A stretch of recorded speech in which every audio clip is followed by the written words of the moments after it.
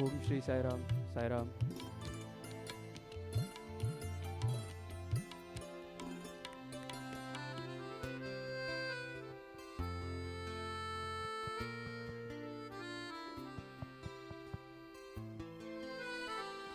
Om Shri Sai Ram.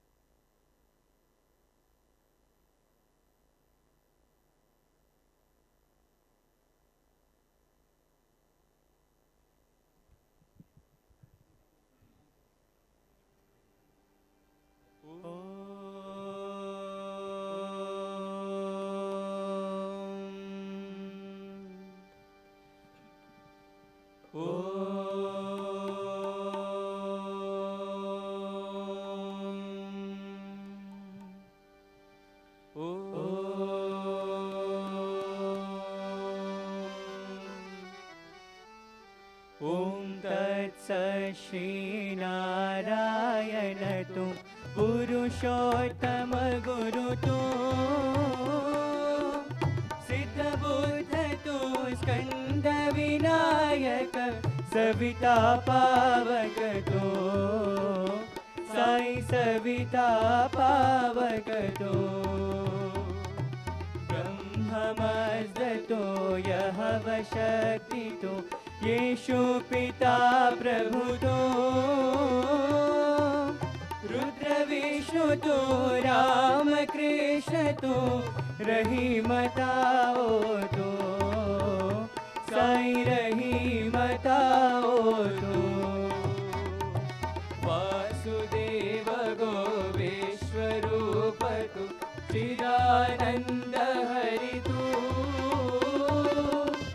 अद्वितीय तू अकाल निर्भय आत्मलिंग शिव तू साई आत्मलिंग शिव तू साई आत्मलिंग शिव तू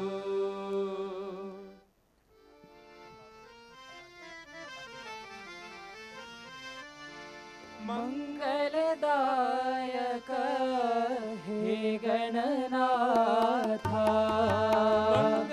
मंगलदायक हे गणनाथा मंगलदायक हे गणनाथा मंगलदायक हे गणनाथा प्रणव स्वरूपा विघ्न विनाशा प्रणव स्वरूपा विघ्न विनाशा प्रणव स्वरूपा विघ्न विनाशा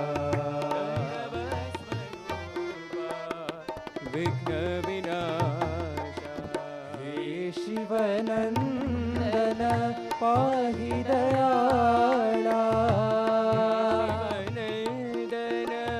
पाहि दयाळा हे शिवनंदन पाहि दयाळा शिवनंदन पाहि दयाळा पर्तिपुरीश्वर जगत परिपाला पर्तिपुरीश्वर जगत परिपाला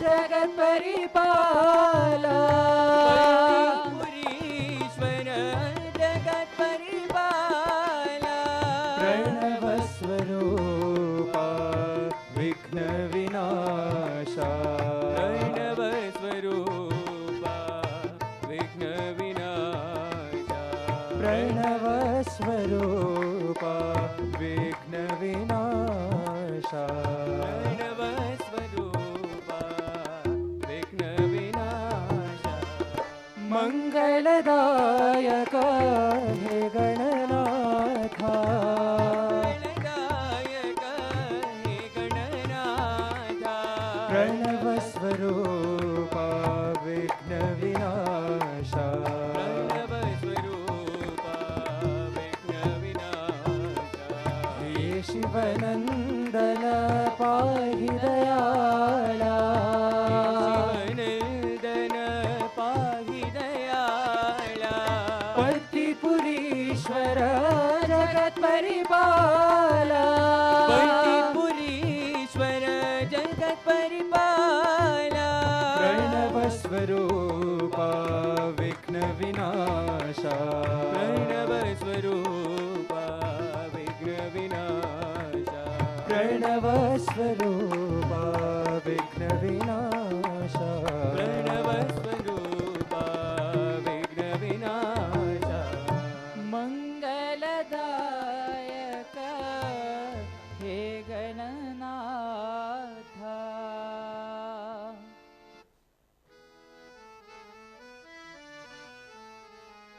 तुम हो नाथ नाथ भगवान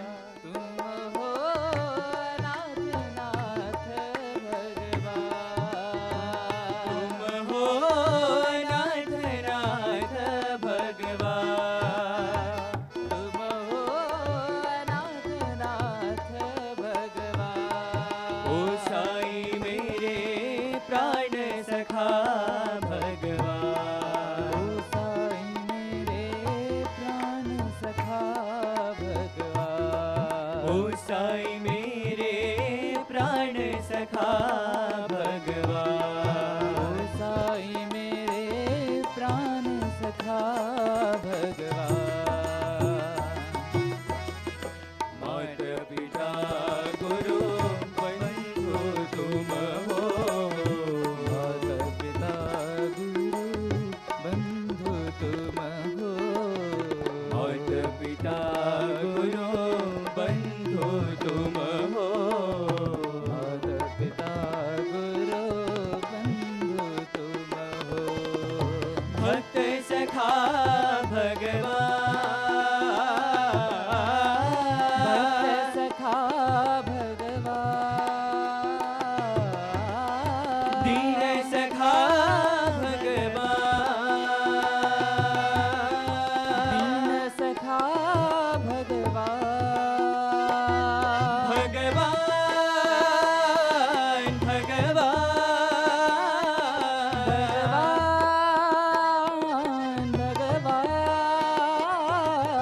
भगवान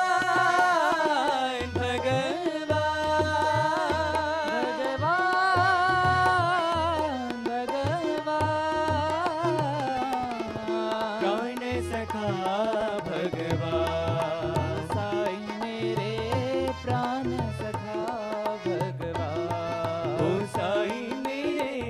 प्राण सखा भगवान, ओ साई मेरे प्राण सखा भगवान। तुम हो नाथ नाथ भगवान, तुम हो नाथ नाथ भगवान, ओ साई मेरे प्राण सखा भगवान, ओ साई मेरे प्राण सखा भगवान। माता पिता गुरु बंधु तुम हो, माता पिता गुरु बंधु तुम हो, भक्त सखा भगवान, भक्त सखा भगवान, दीन सखा भगवान, दीन सखा भगवान, भगवान भगवान, भगवान भगवान, भगवान भगवान, भगवान भगवान। प्राण सखा ओ भगवान, साई मेरे प्राण सखा भगवान, ओ साई मेरे प्राण सखा ओ भगवान, साई मेरे प्राण सखा भगवान। तुम हो नाथ नाथ भगवान।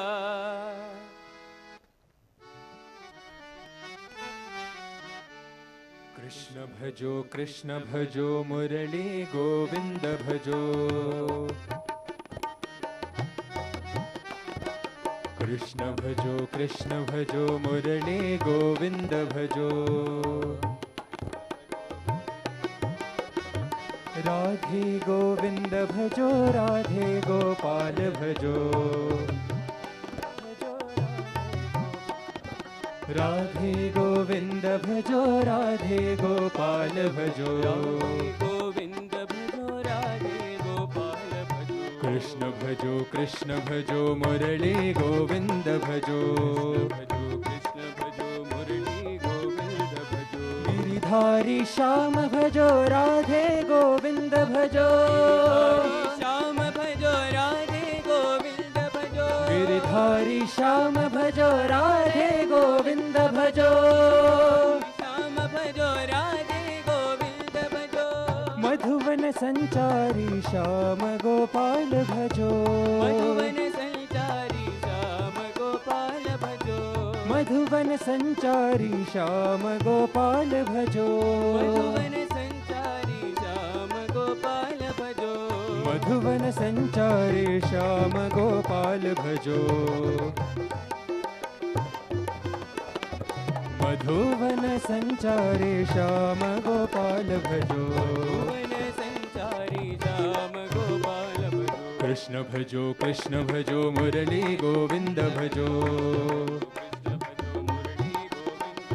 राधे गोविंद भजो राधे गोपाल भजो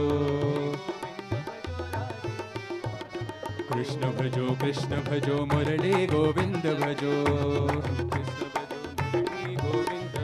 गिरिधारी श्याम भजो राधे गोविंद भजो श्याम भजो राधे गोविंद भजो मधुवन संचारी श्याम गोपाल भजो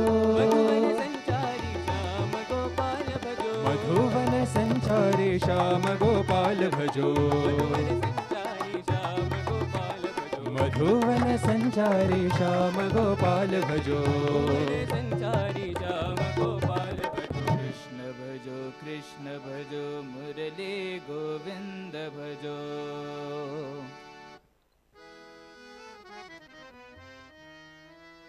राम हरे हरि नाम बोलो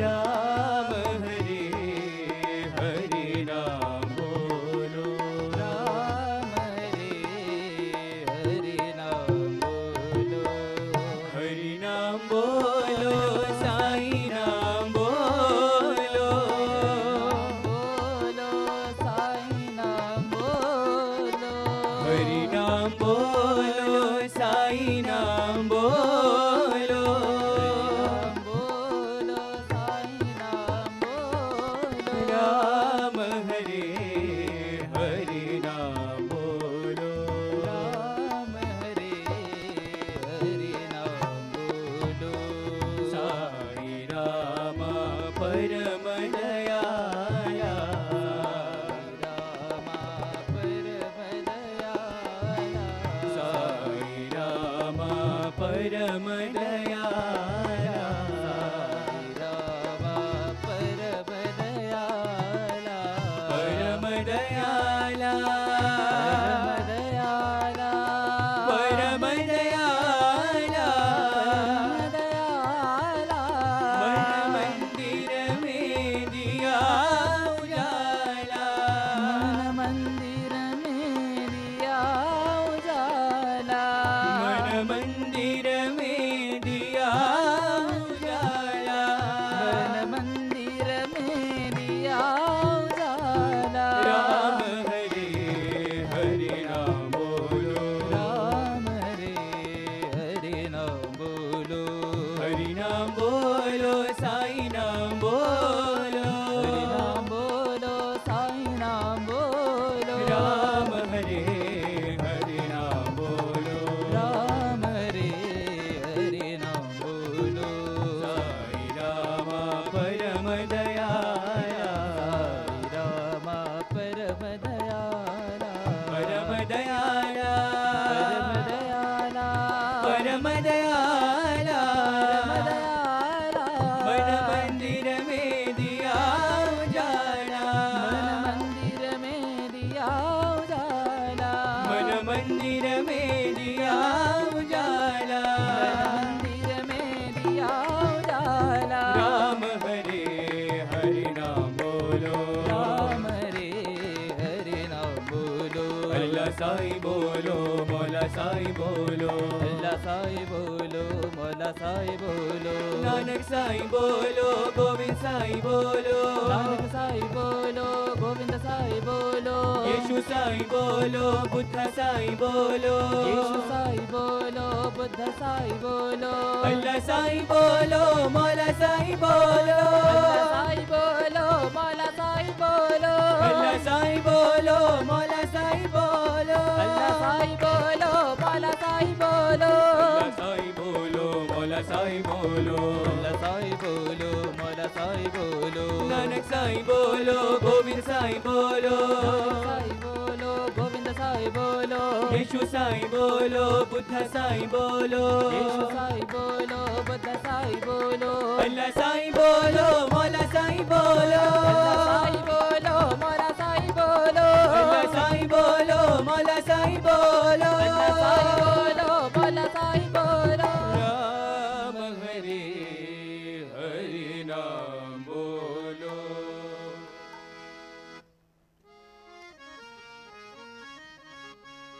नमः पार्वती पतये हर हर पार्वती पतये हर हर नमः पार्वती पतये हर हर पार्वती पतये हर हर हर हर शंकर महादेवा हर हर शंकर महादेवा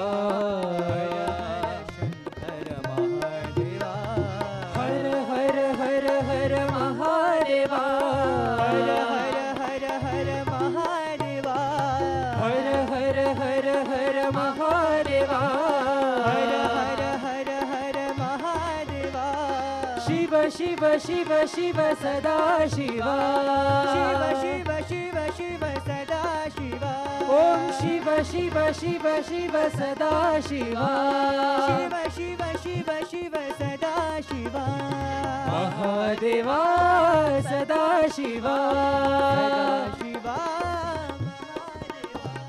सदा शिवा महादेवा नमः पार्वती पतये हर हर पार्वती पतये हर हर हर हर शंकर महादेवा हर हर हर हर महादेवा हर हर हर हर महादेवा हर हर हर हर महादेवा हर हर महादेवा हर हर हर हर महादेवा हर महादेवा शिव शिव शिव शिव सदा शिवा महादेवा सदा शिवा सदा शिवा महादेवा हर हर हर हर महादेवा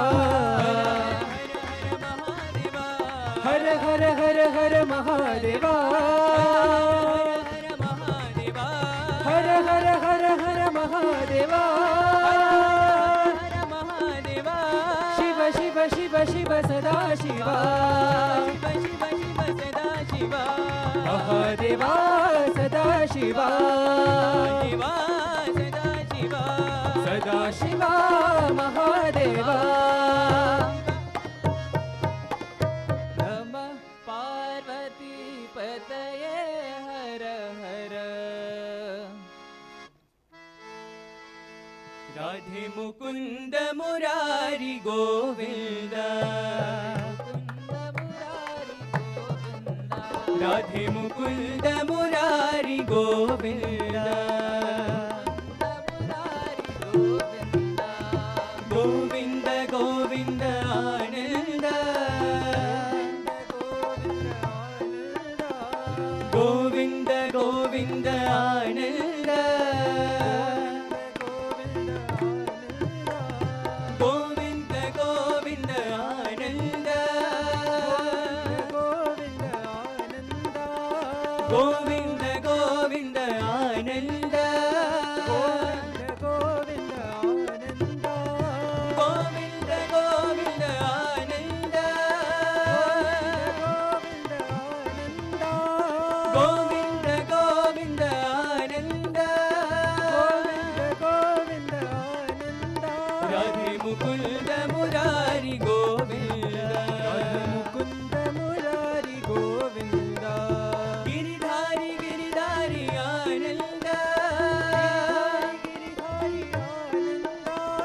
गिरिधारी गिरिधारी आनंद गिरिधारी गिरिधारी आनंद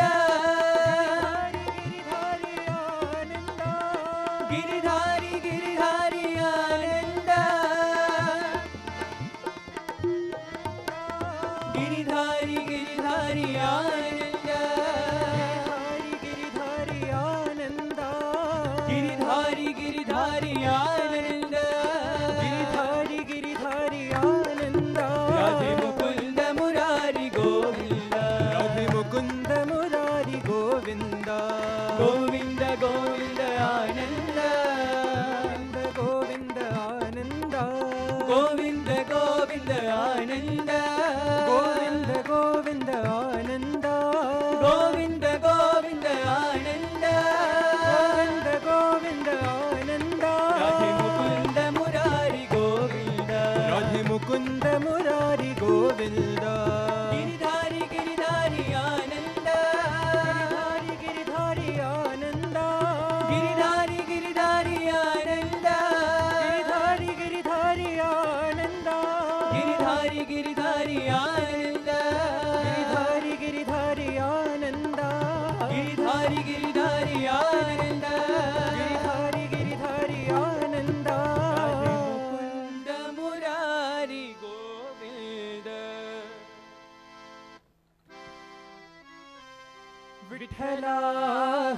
विठ्ठला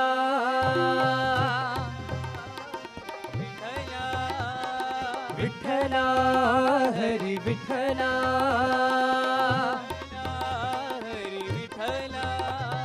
विठ्ठला हरी विठ्ठला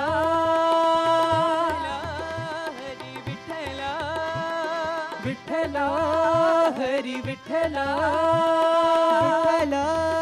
हरी विठ्ठला विठ्ठला हरी विठ्ठला विठ्ठला हरी विठ्ठला विठ्ठला हरी विठ्ठला विठ्ठला हरी विठ्ठला पांडुरंग विठ्ठले हरी नारायण पांडुरंग विठ्ठले हरी नारायण पुरंदर विठ्ठले हरी नारायण पुरंदर विठ्ठले हरी नारायण हरी नारायण भज नारायण हरी नारायण भज नारायण साई नारायण सत्यनारायण साई नारायण सत्यनारायण साई नारायण सत्यनारायण साई नारायण सत्यनारायण विठ्ठला हरी विठ्ठला विठ्ठला हरी विठ्ठला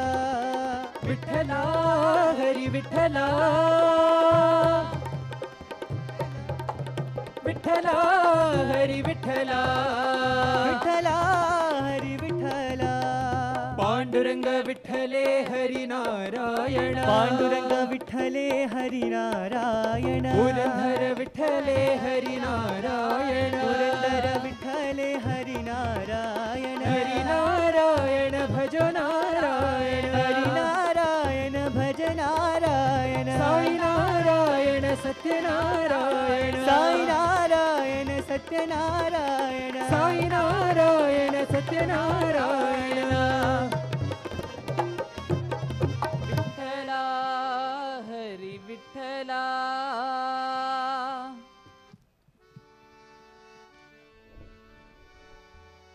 शंकर शंकर सांब सदा शिव शंकर शंकर शंभो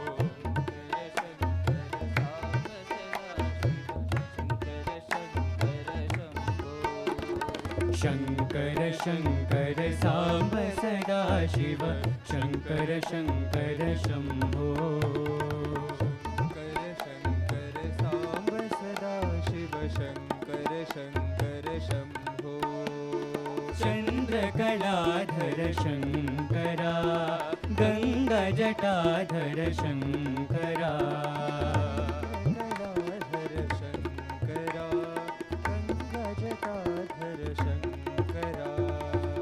चंद्रकलाधर शंकरा गंगा जटाधर शंकरा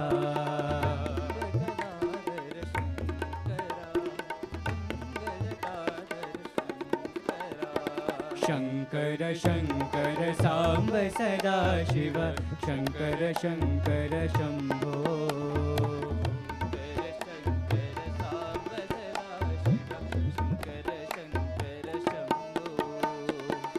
कैलासवासा शंकरा त्रिशूलधारी शंकरा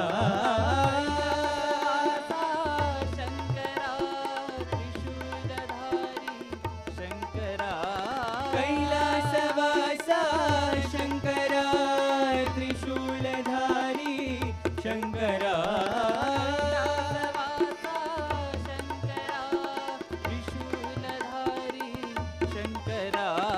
शिवाय भवाय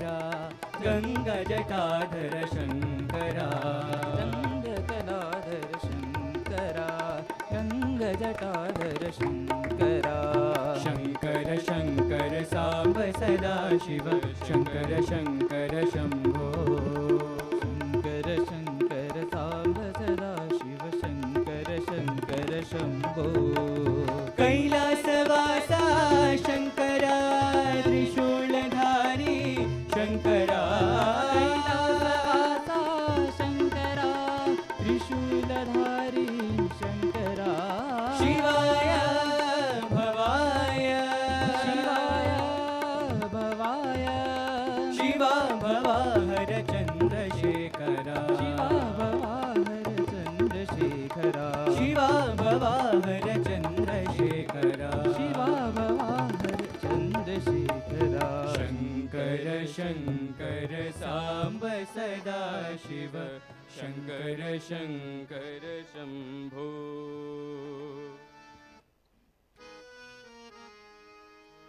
सर्वधर्म स्वरूपा साई सर्वधर्म स्वरूपा साई सर्वधर्म स्वरूपा साई सर्वधर्म स्वरूपा साई परती के अवतारा परती के अवतारा परती के अवतारा परती के अवतारा मेरे बाबा मेरे साई मेरे बाबा मेरे साई मेरे बाबा मेरे साई मेरे बाबा मेरे साई साई राम साई राम साई राम साई राम साई राम साई राम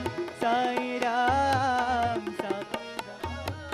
साई राम साई राम साई राम साई राम साई राम साई राम साई राम साई राम हिंदू मुस्लिम ईसाई आते हैं तेरे द्वारे हिंदू मुस्लिम ईसाई आते हैं तेरे द्वारे हिंदू मुस्लिम ईसाई आते हैं तेरे द्वारे हिंदू मुस्लिम ईसाई आते हैं तेरे द्वारे मिलते हैं तेरे द्वारे मिलते हैं तेरे द्वारे मिलते हैं तेरे द्वारे मिलते हैं तेरे द्वारे साई राम साई राम साई राम साई राम साई राम साई राम साई राम साई राम साई राम साई राम साई राम साई राम साई राम साई राम साई राम साई राम सर्वधर्म स्वरूपा साई सर्वधर्म स्वरूपा साई परती के अवतारा परती के अवतारा मेरे बाबा मेरे साई मेरे बाबा मेरे साई साई राम साई राम साई राम साई राम साई राम साई राम साई राम साई राम हिंदू मुस्लिम साई आते हैं तेरे द्वारे हिंदू मुस्लिम ईसाई आते हैं तेरे द्वारे मिलते हैं तेरे द्वारे मिलते हैं तेरे द्वारे साई राम साई राम साई राम साई राम साई राम साई राम साई राम साई राम साई राम साई राम साई राम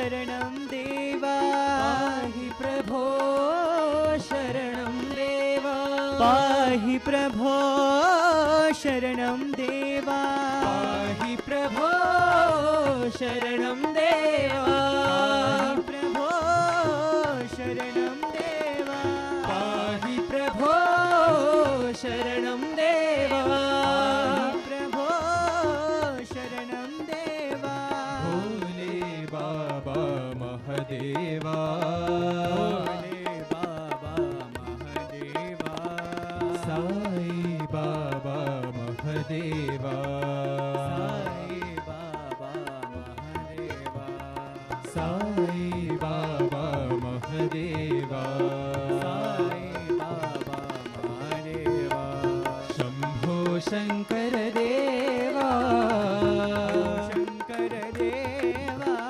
भोले बाबा महदेवा भोले बाबा महदेवा साई बाबा महदेवा साई बाबा महदेवा पाहि प्रभो शरणं देवा पाहि प्रभो शरणं देवा पाहि प्रभो शरणं देवा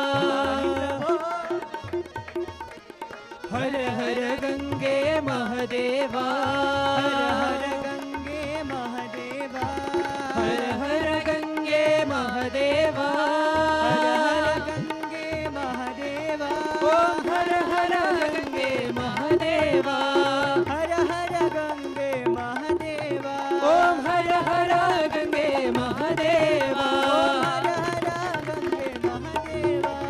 हर हर गंगे महदेवा गंगे महदेवा हर हर गंगे महदेवा गंगे महदेवा हर हर गंगे महदेवा हर हर गंगे महदेवा ओम हर हर गंगे महदेवा ओम हर हर गंगे महदेवा भोले बाबा महदेवा साई बाबा महदेवा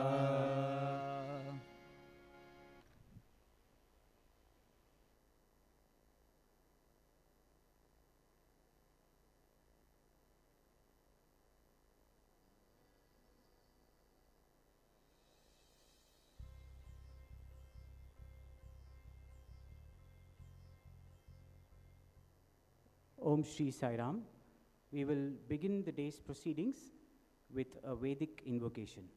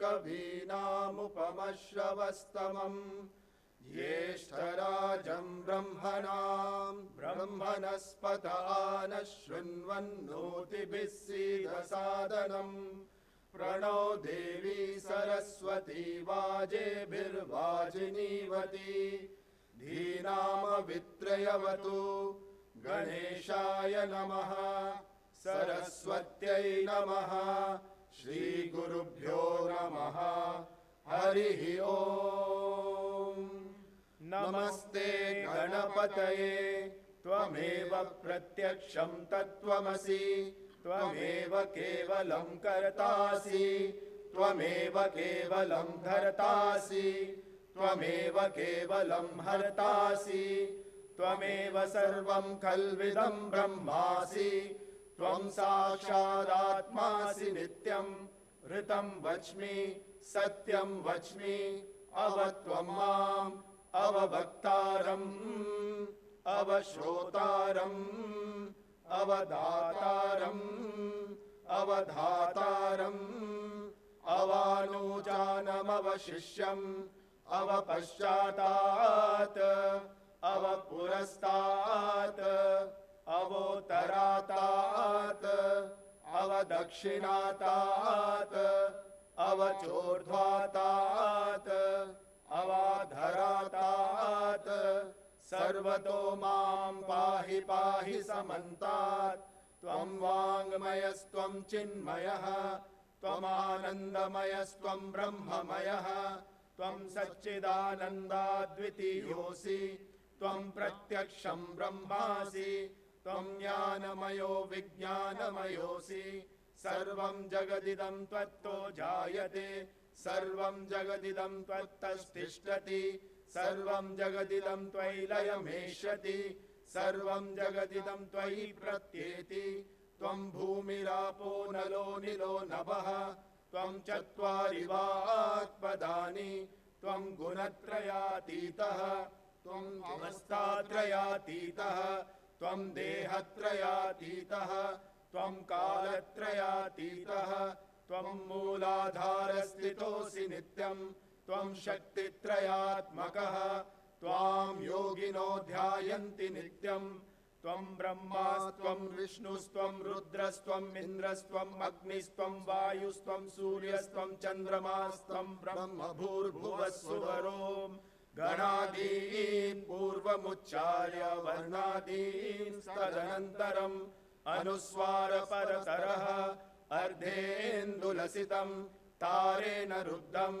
एतत्तव मनुस्वरूपं गकारपूर्वरूपम् अकारो मध्यमरूपम् अनुस्वारश्चान्त्यरूपम् बिन्दुरुत्तररूपम् नादः सन्धानम् सगुंहिता सन्धिः सैषा गणेश विद्या गणकऋषिः निसृद्गायत्री छन्दः गणपतिर्देवता ॐ गं गणपतये नमः एकदन्ताय विद्महे वक्रतुण्डाय धीमहि तन्नो दन्ति प्रचोदयात् एकदन्तं चतुर्हस्तं पाशमं कुशधारिणं रदं च वरदं हस्तैर्बिभ्राणं मूषकध्वजं रक्तं लम्बोदरं शूर्पकर्णकं रक्तवाससं रक्तगन्धानुलिप्ताङ्गं रक्तपुष्पैः सुपूजितं भक्तानुकम्पिनं देवं जगत्कारणमच्युतम्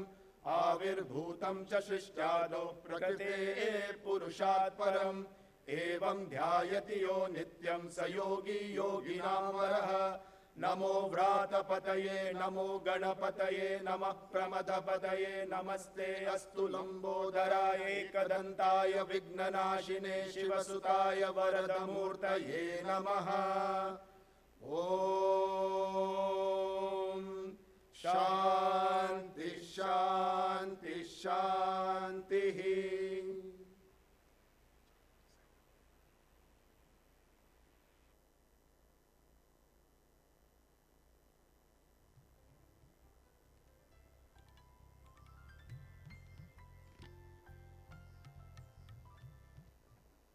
I invite the following dignitaries to come on stage and light the ceremonial lamp. The Vice-Chancellor of Sri Sathya Sai Institute of Higher Learning, Professor Prasad, Sri Rathnakar, Managing Trustee, Sri Sathya Sai Central Trust,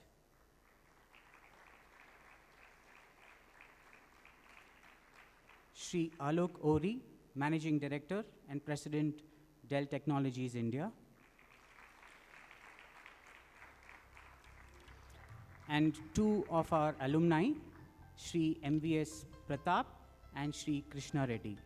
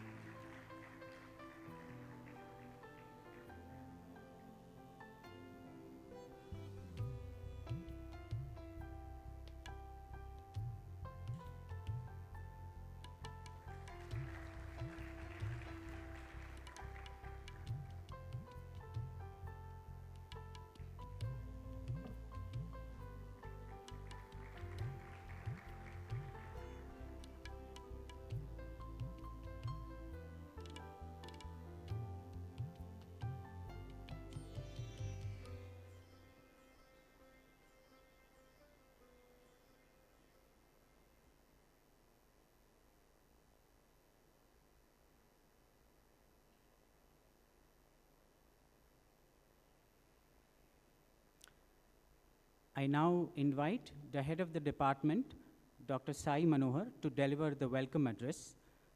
Dr. Sai is a 1993 graduating batch alumnus of Sri Sathya Sai Institute of Higher Learning.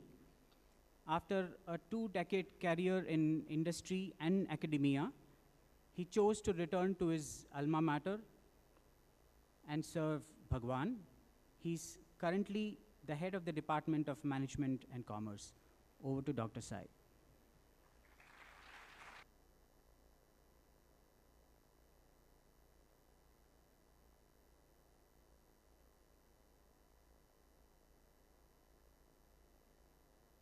Om Shri Sai Ram. Yat karoshi yat ashnasi, yat juhoshi tadasi yat, yat tapasyasi kaunteya, tat kurushva madarpanam. Whatever you do, whatever you eat, whatever you offer in sacrifice, whatever you gift away, whatever austerity you practice, O Kaunteya, do it as an offering to me, said Lord Krishna. I offer my most humble pranams at the lotus feet of our beloved Mother Sai. Without his blessings and grace, nothing happens. I extend a warm welcome to all those gathered here today. Today marks our 39th year of the MBA day, and we are proud to be able to host it today here at this wonderful place with all of you.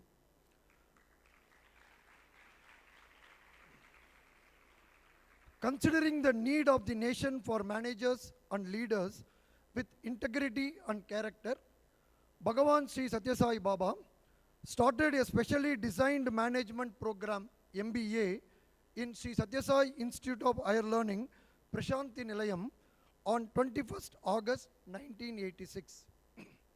From that day to till now, with his grace, blessings and guidance, many of our students have passed out of this prestigious institute and occupy great positions in the various organizations.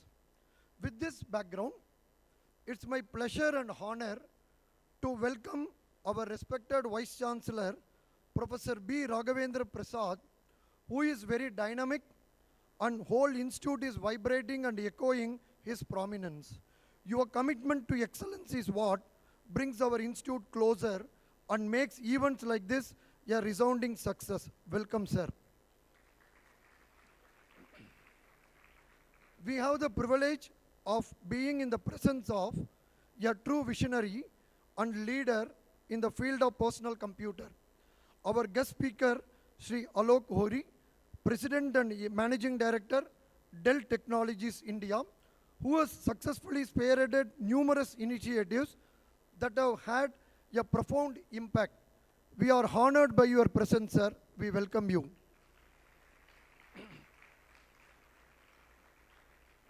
I am honored to welcome our guest of honor, Sri Rathnakar Garu, Managing Trustee, Sri Sathya Sai Central Trust, who has been an inspiration to many, and we are grateful from the bottom of our heart to him for courteously and gladly accepting our invitation for this occasion today.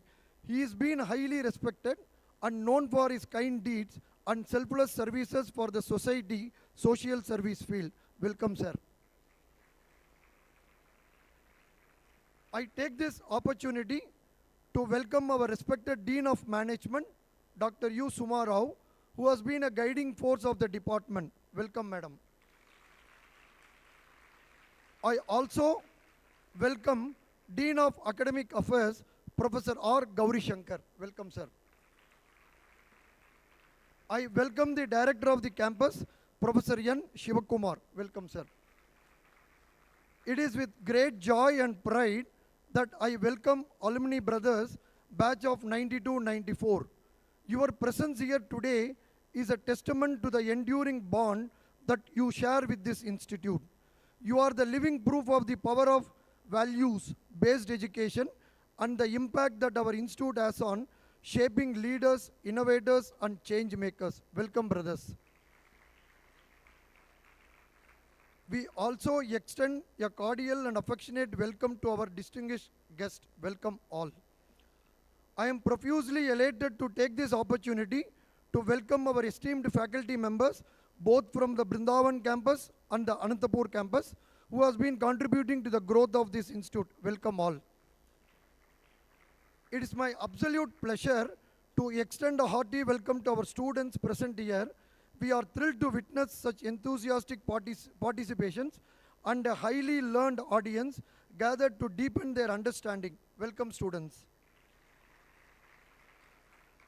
I welcome one and all for this 39th year of MBA program called MILAN.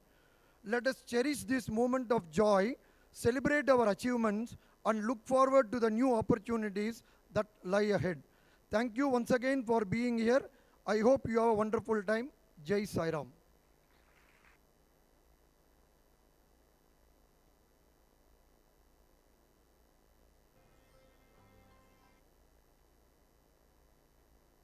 Thank you, Dr. Sai. Thank you, Dr. Sai. I now invite the Vice-Chancellor of Sri Sathya Sai Institute of Higher Learning, Professor Raghavendra Prasad, to deliver the inaugural address. A few words about him. Professor Prasad assumed charge as the 12th Vice-Chancellor of SSSIHL on June 1st, 2023. An alumnus of the Sri Sathya Sai Institute of Higher Learning, Professor Prasad joined the Department of Physics at the Indian Institute of Science in February 1986, where he worked on several defense projects of national importance. Upon completion of these, he joined the Indian Institute of Astrophysics, IIA in short, in 1998. At IIA, he led several complex astronomy projects such as the fiber-linked high-resolution Eckel spectrograph, the closed-loop adaptive optics, and multiple space-based astronomy projects. During his tenure at IIA, he established several R&D facilities and field stations. He set up the Professor MGK Menon Laboratory for Space Sciences to design, build, test, and calibrate space-based astronomy platforms, and was also a lead member of the UVIT AstroSat ISRO mission. He was appointed as the principal investigator of the VELC Aditya L1 space solar mission of the ISRO. He and his team delivered the primary payload visible emission line coronagraph for India's first space solar observatory, the Aditya L1. The Aditya L1 mission is expected to give new insights into understanding the dynamics of the sun and help develop models for space weather prediction and several other areas of solar astronomy. He's also been member of several scientific committees formed by different R&D institutions, universities, and research funding agencies. In addition, he's held several administrative positions as chairman or member of assessment committees at IIA and other academic institutions. In these capacities, he's visited many reputed universities and research centers all over the world on academic programs, and is also a fellow member of several professional bodies.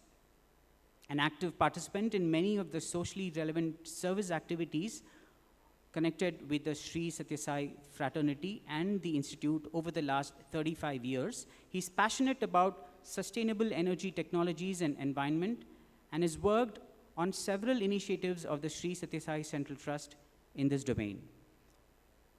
With these few words, I invite Professor Prasad to come to the stage. Professor Prasad.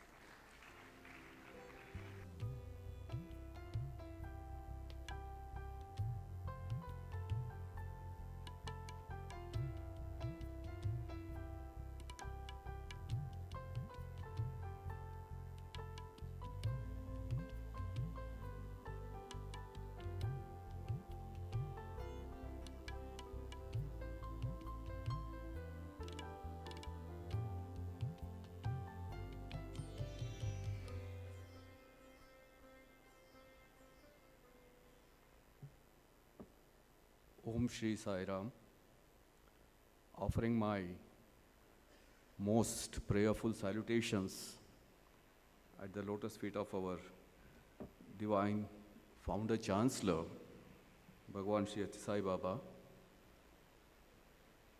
I think today is one of those most important calendar days of the Institute, which has been going on for several decades now. And I'm very happy to have all of you here, and I'm extremely happy to be here though. Guest of honor, Sri Rathnakar, the tireless managing trustee of Sri Sathya Sai Central Trust, who has been spearheading not just the university, all the other activities under Sathya Sai Central Trust and also under Sathya Sai Seva organizations. And personally, I have learned quite a deal, quite a lot of things from him, just observing him.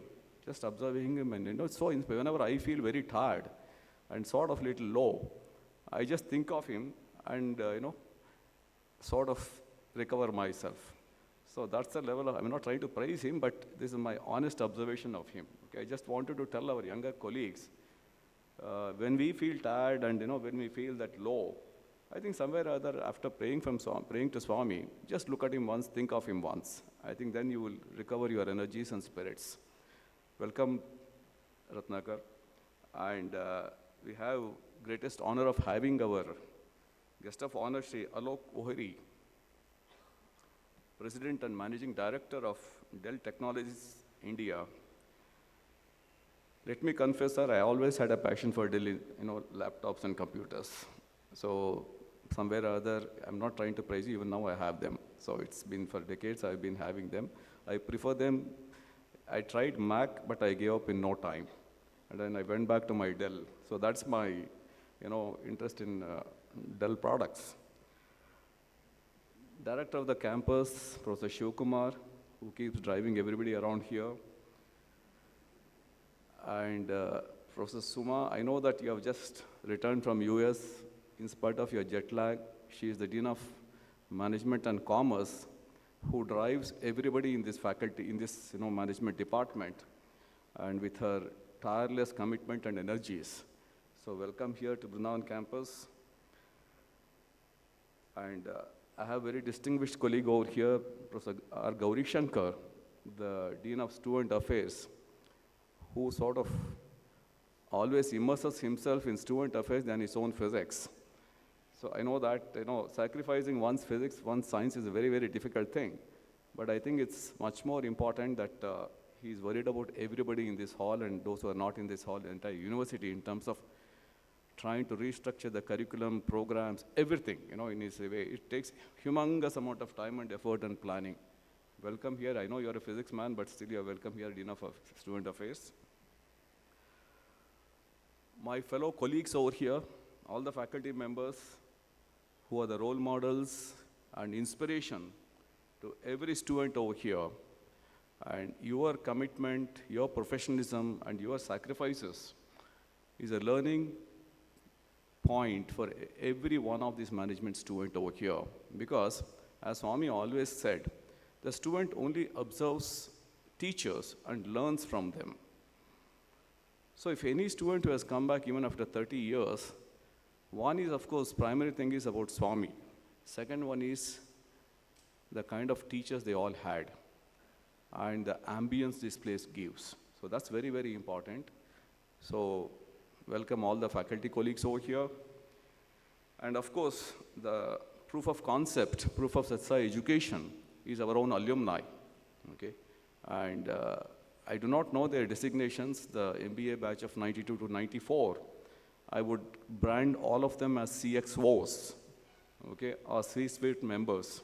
So every one of them have a very distinguished career path and established themselves in their, as real leader of industries and finance and various sectors.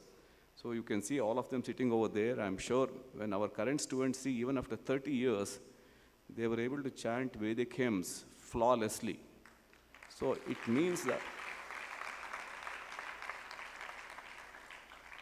it shows the kind of value system they carry in their hearts. It guides them. See, no matter what it is, once a student here is always a student for life. Rest of the positions come and go, okay? They're all like very temporary.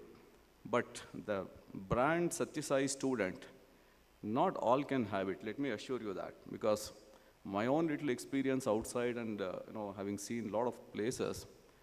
And I just want to share one small experience of mine when I was at Hyderabad, on a panel of all industrialists, venture capitalists, all of them. Okay, there's a big event at Central University of Hyderabad organized by Federation of Asian Biotech Industries. And I addressed them, basically I gave them the brief of our, the program over here and the environment and the ambience. Primarily told them, look, we are not worried whether you come and take our products or not. Our products are for societal requirements. Our Chancellor has been very, very clear about it. Whatever research we do, whatever products we develop over here, it is for societal cause. So if you come forward and take it, you are lucky. Otherwise, you are the loser. Okay? Believe it or not, at the end of the session, I'm sure none of them are here, you would see that half the hall, okay, almost more than half of the delegation, they were, greeting me with Sai Ram. It turned out that at the end of 2.5, 3 day session, the next best word which was heard thereafter, hello, how are you, Sai Ram. Okay. So that's where, we just need to sort of do our work. We just went there as any other university delegation, and it turned out to be we were at the center stage. That is why, it's not because of Raghavendra Prasad or, Parlo Barua or any of us. It is singularly because of Swami's name. And one more interesting thing what came out of that is that every one of them, of course, one of our participant is here from sitting over there. Yeah, you get up, I'm sure. He was also one of the panel member. In the panel, we 3 of us were alumni. So biggest representation of any university. Okay, and none of us knew each other before we went there. And it turned out to be, we had the highest number of panelists from Sathya Sai University, Sathya Sai Institute of Higher Learning. See, that is the name of Sathya Sai. And many of them came and told me, several of them, we want your students. Okay, we want your MBAs, we want your MTechs, we want your BS, actual data science, we want your computer science students, we want your science students, all of that. Because this is the only place where, some integrated values-based education system is delivered in a very natural way, very natural ambience, no hard talks, nothing, no, somebody shouting at each other, screaming at each other, none of those things. It's just the very ambience itself changes everybody over here. That's the ecosystem our founder chancellor has given it to us, has sort of, it's our responsibility to take it forward now. And I'm just trying to tell our distinguished guest over here, even though it should not be sort of felt as we are trying to blow our own trumpet, but the reality of the matter is that so. Anyway, very happy to have all our, fellow alumni, because I am also one of the alumni. And Brother Rathnakar also is an alumni over here. So we are all, I would say fellow alumni over here. And all my dearest students who are here and who are watching us online. Of course, Swami, Dr. Sai Manohar gave a very beautiful introduction on founding of this program itself, MBA program. And the reason, the specific, I just went through, some of those things past Swami's discourses and things that once this starting of MBA program by Swami, it is not that, it's not for him. Swami did it for others. Basically, it was one more grand unfolding of yet another significant facet of his divine mission. Because this is somewhere he felt, I'm sure those are early MBA batches, they would know that, in fact, at the cost of others feeling jealous about it. Swami spent so much of time and effort on, his physical time and efforts on the MBA students. It is simply because he knew that they are the future leaders of industries, of banking system, of anything you call it. Okay, they are the leaders. So he wanted the leaders to be role models. So that's when he spent substantial amount of his physical, existence on them during the formative period, even later till the very end, I'm sure. Okay. So what is the key sentence or key, takeaway point of this program, Swami's own words.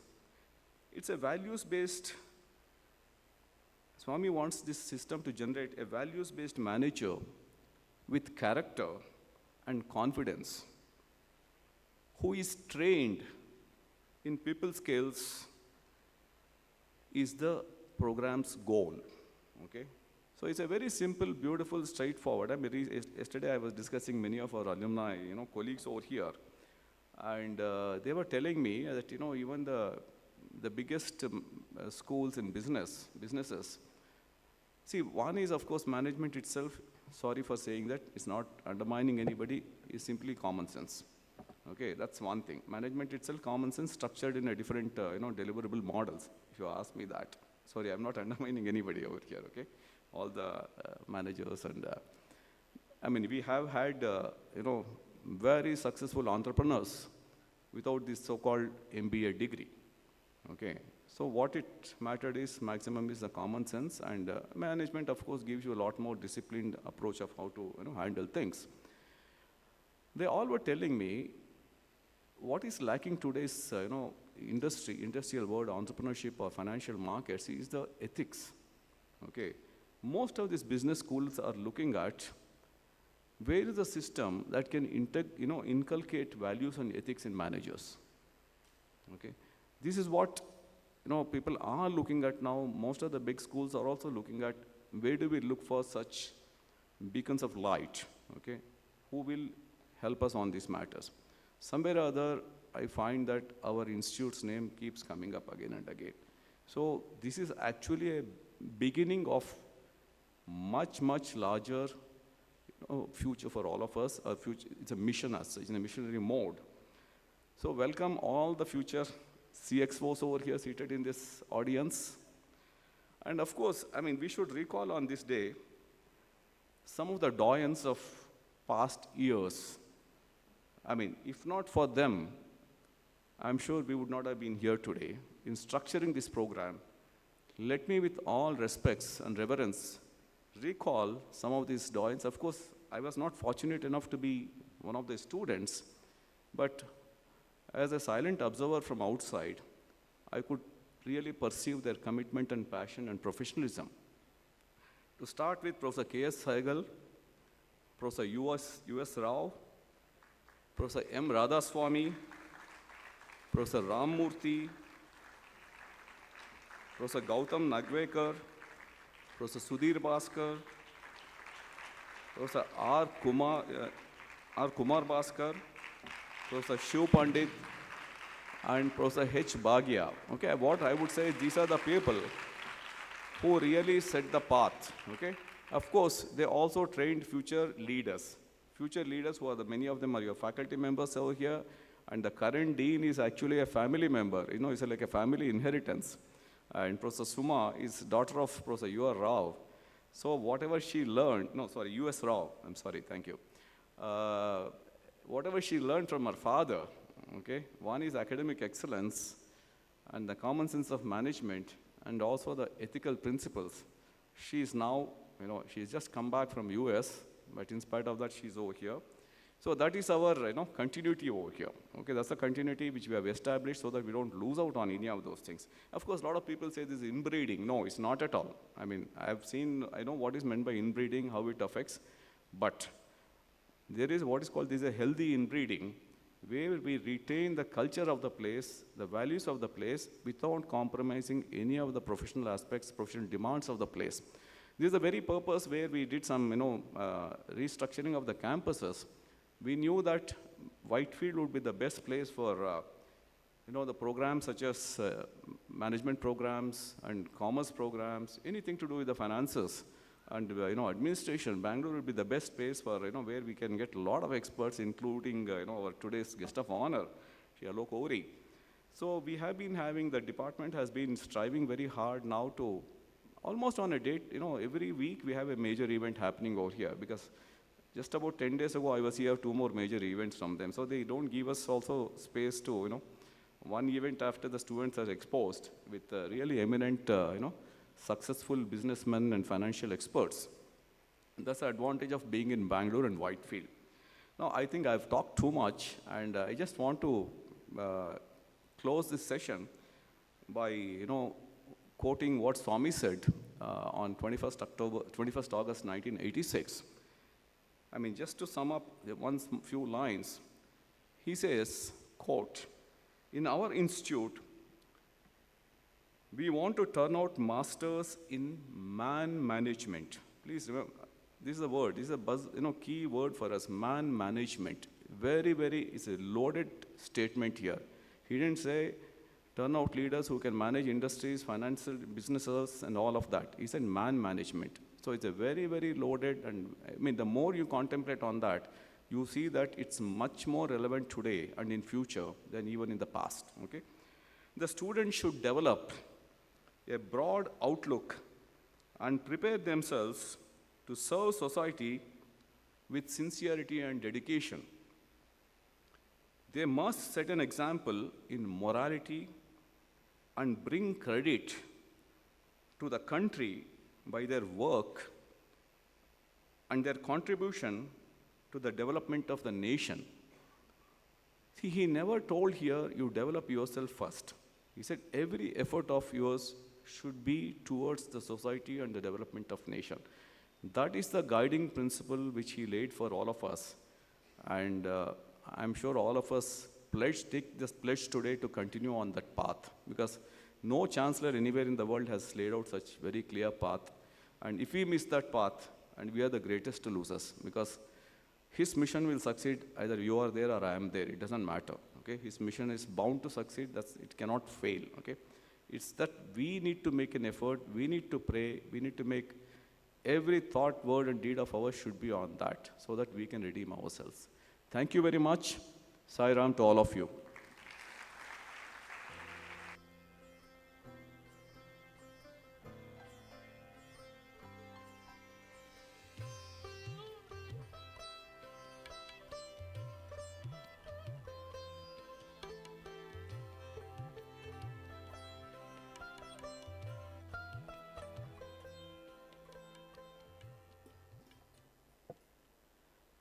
Thank you, Professor Prasad, for those words of encouragement. I now have the pleasure of introducing our chief guest, Sri Alok Ohrie. Sri Alok is the President and Managing Director of Dell Technologies India. He leads Dell Technologies India and is responsible for sales, business strategy and development, operations, small, medium businesses, marketing, manufacturing, and government engagements. Widely recognized as the architect of Dell's innovative go-to-market strategy in India, Alok spearheaded the transformation of the company into an end-to-end technology solutions leader. A strong advocate for technology, coupled with his expertise in market and business dynamics, Alok often problem solves by thinking out of the box and leading by example. With him at the helm, Dell has grown at an exponential rate, becoming the fastest growing business for Dell globally. Before joining Dell Technologies India in 2013, he's held various leadership roles at IBM, AMD, EMC, to name a few, over 3 decades in the IT and ITES sector. A strong advocate for technology, he holds memberships to several industry forums and is widely sought after as a speaker in these. He's also been the chairman of ASSOCHAM's National Council of Electronics Manufacturing, a member of the Executive Council of NASSCOM, and steering committee member of the Indian Retail Forum, to name a few. He's amongst the top 4 Indian executives to hold a council member position with India Advisory Council of United States India Business Council. Decorated with awards and recognitions such as the Outstanding Contribution to IT Industry, Most Innovative CEO of the Year 2019, Distinguished Alumnus Award from NIT Karnataka, Best CEO Award by Learning and Organization Development Roundtable, Super Mentor at Atal Innovation Mission Government of India. To name a few, the list is far longer. He's been elected to the National Executive Board of the American Chamber of Commerce, the AMCAM, in 23-24, and he's also on the advisory board of innovative startups in the space of education, reverse supply chain, logistics, consumer, retail, etc. Apart from a keen interest in technology, Alok is extremely driven by his passion for inclusivity and diversity in the workforce. He's a member of Dell's Global Giving Council and is an outspoken advocate for programs that help increase the prevalence of women in the workforce. With these few words, I invite you to take the stage.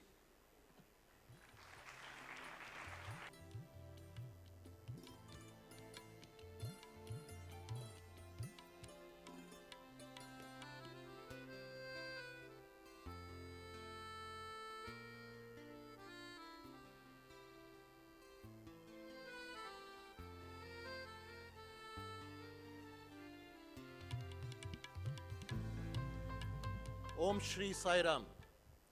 Good morning to all. Future of the nation is in your hands. You can do far better. Good morning. Good morning, sir. Oh, sir. I'm not used to sir. You should know in our industry we go by our first name. Yeah, but good morning. Really appreciate you having me here. It's my privilege and honor to be joining you all on 39th MBA Day. I got to know a little more about why it is celebrated and when it was started, 1986. It's just an amazing story. I heard from Mr. Prasad and also earlier from other dignitaries that this is one of those things that you feel absolutely proud about. And clearly the legacy, the journey that you all have had so far is unbelievable, unbelievable. And surely enough, I'll go back to my talent acquisition team and tell them that we should definitely look at students from this institute.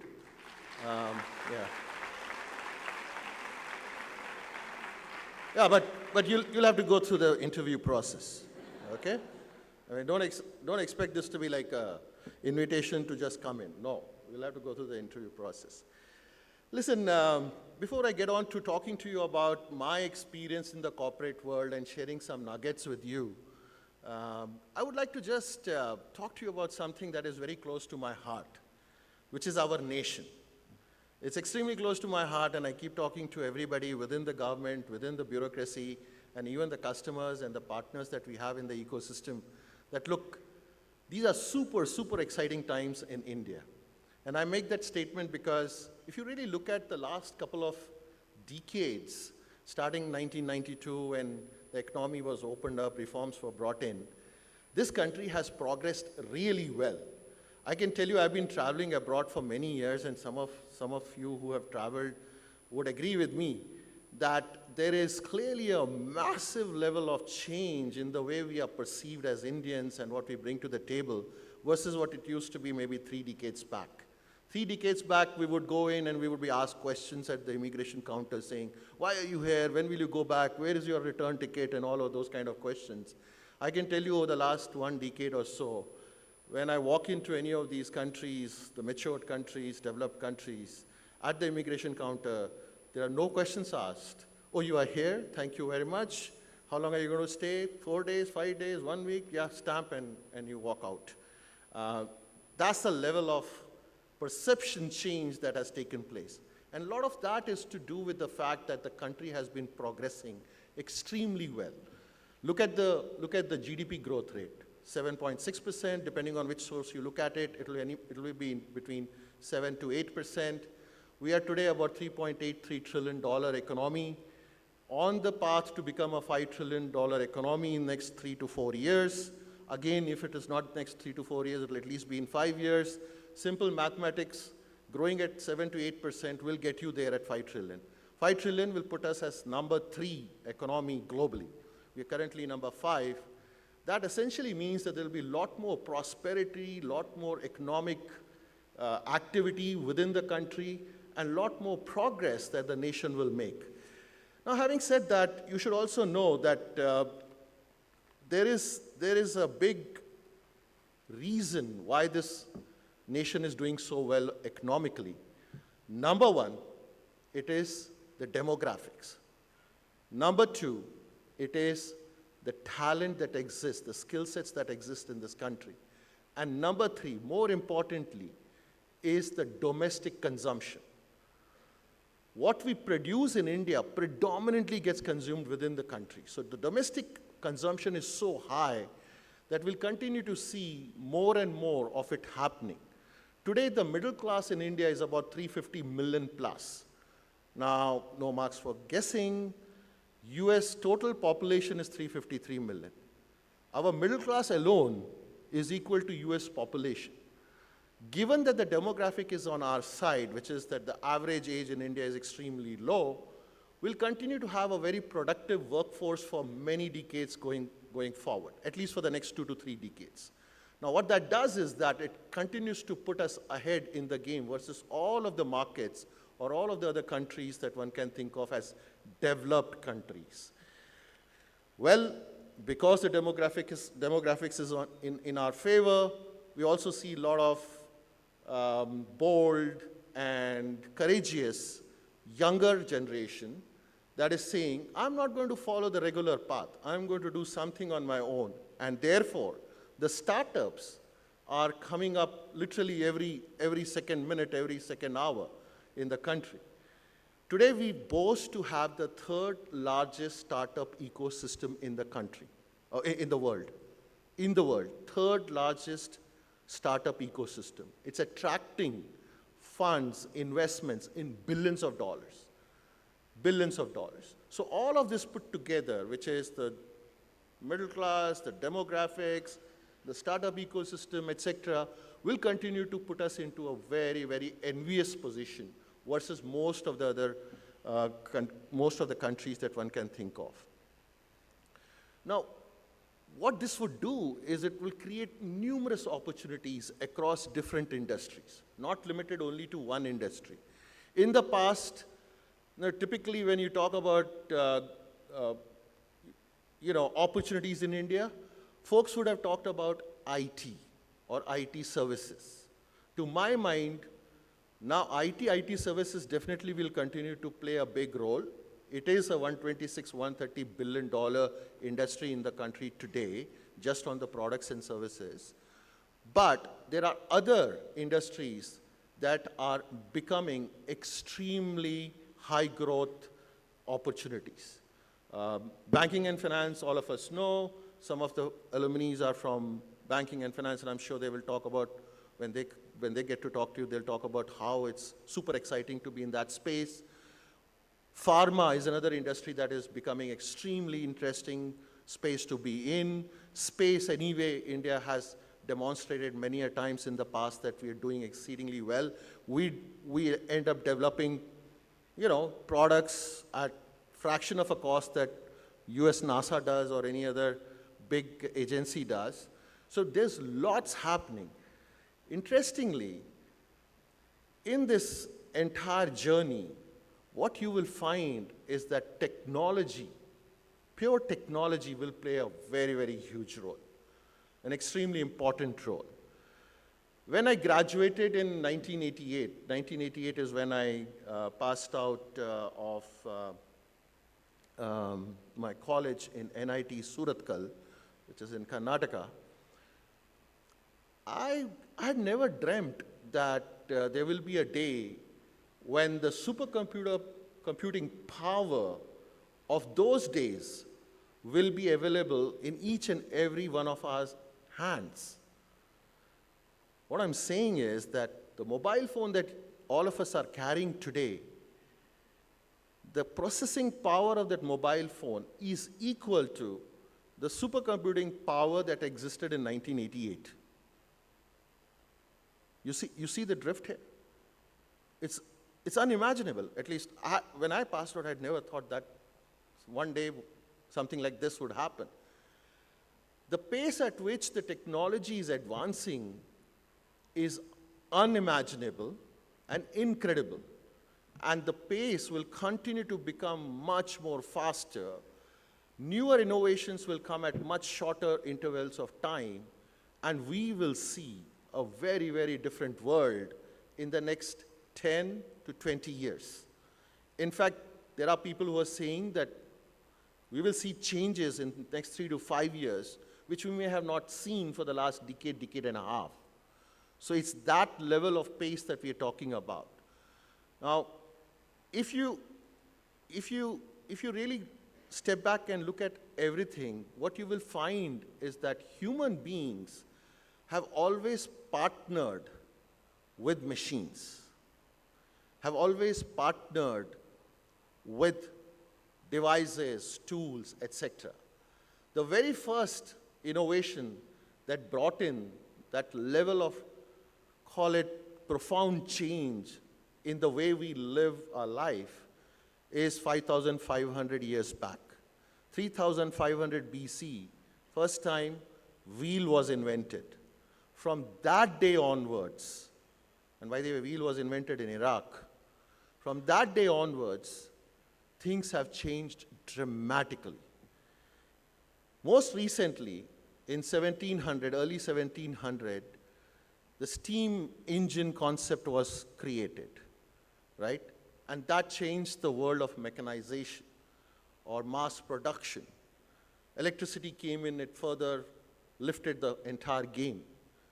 To my mind, what generative AI is going to do is something like a wheel. It's going to change the way we will all live. I'm sure you've heard about generative AI. I'm sure you've heard about AI. AI has existed in this world for the last 4 decades.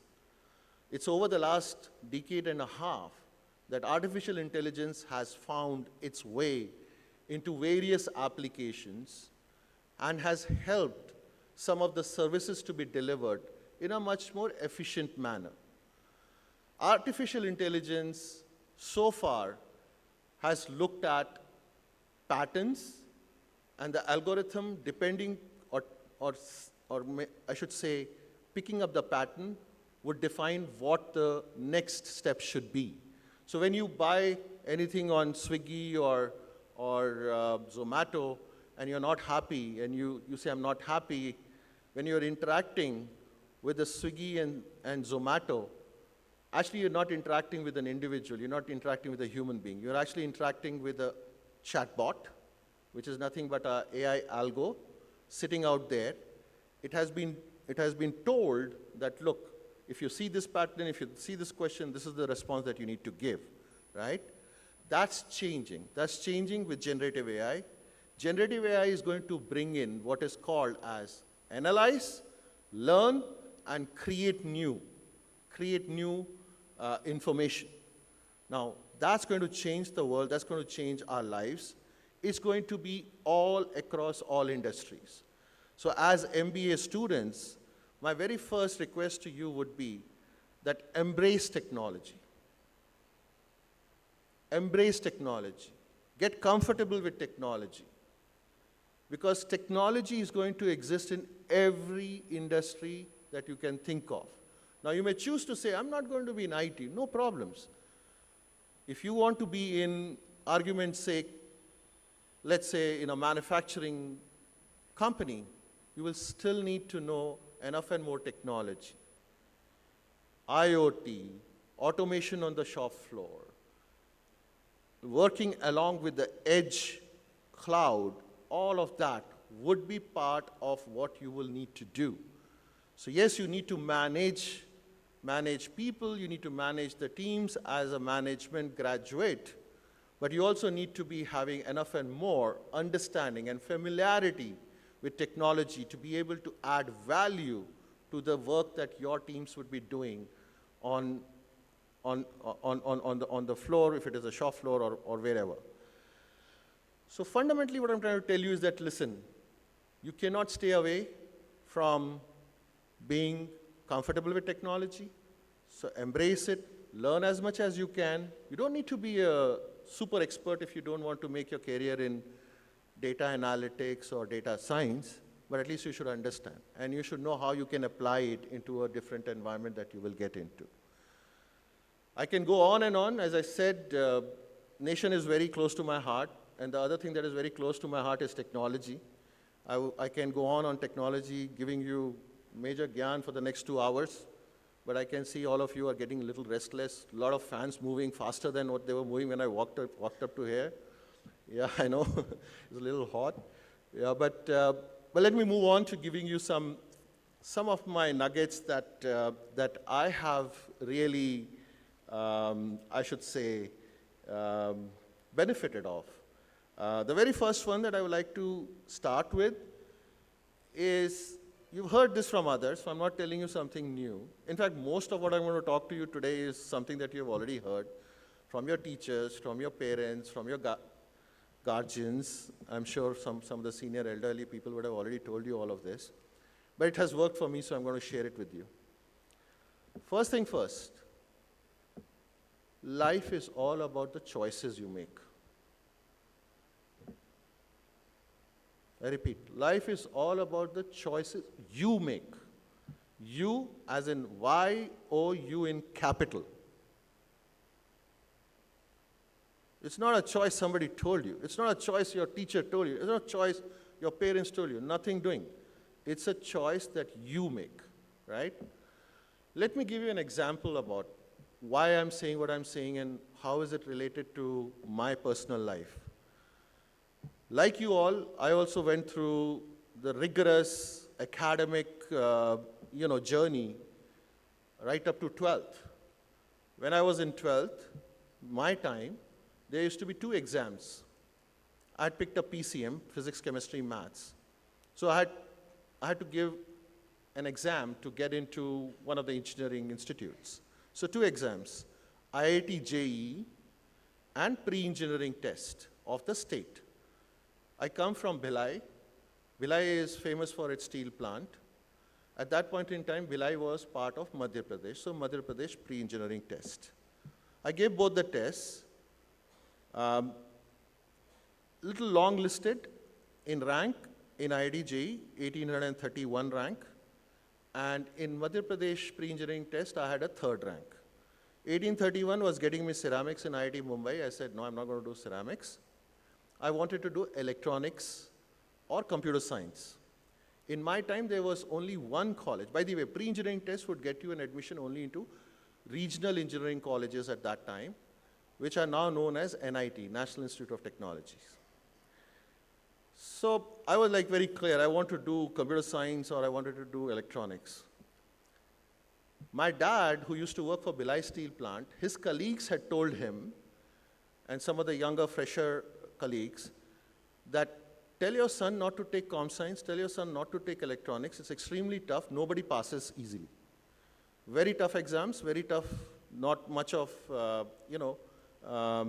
faculty in India, so won't be able to clear the exams well.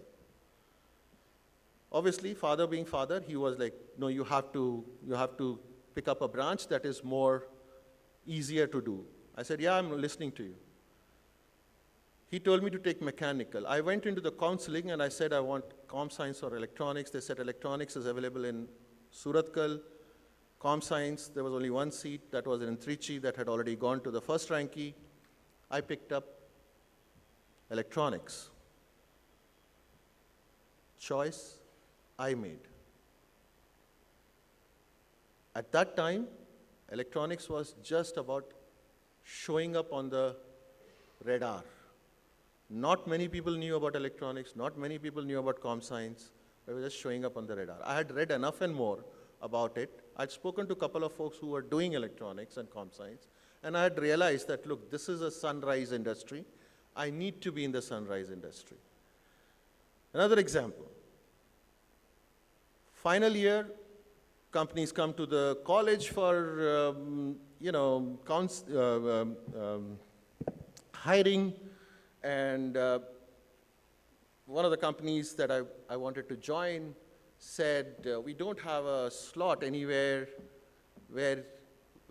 close to what you're looking for. I had asked them if I can get something in Mumbai. So they said, why would you go to Mumbai? Do you have somebody living in Mumbai? I said, no, I have no family, nobody in Mumbai. This gentleman who was taking my interview said, do you realize that it's very tough to live in Mumbai? If you don't have an accommodation, you will find it extremely tough. I said, no, I want to go to Mumbai. He asked me why. I said, because I think if I'm in Mumbai, the professional environment that I will be in, I will see a massive self-development, and that's what I'm looking for. I never wanted to leave the country, had some personal, there's a personal background to it, won't get into it in detail here. So I picked up Mumbai.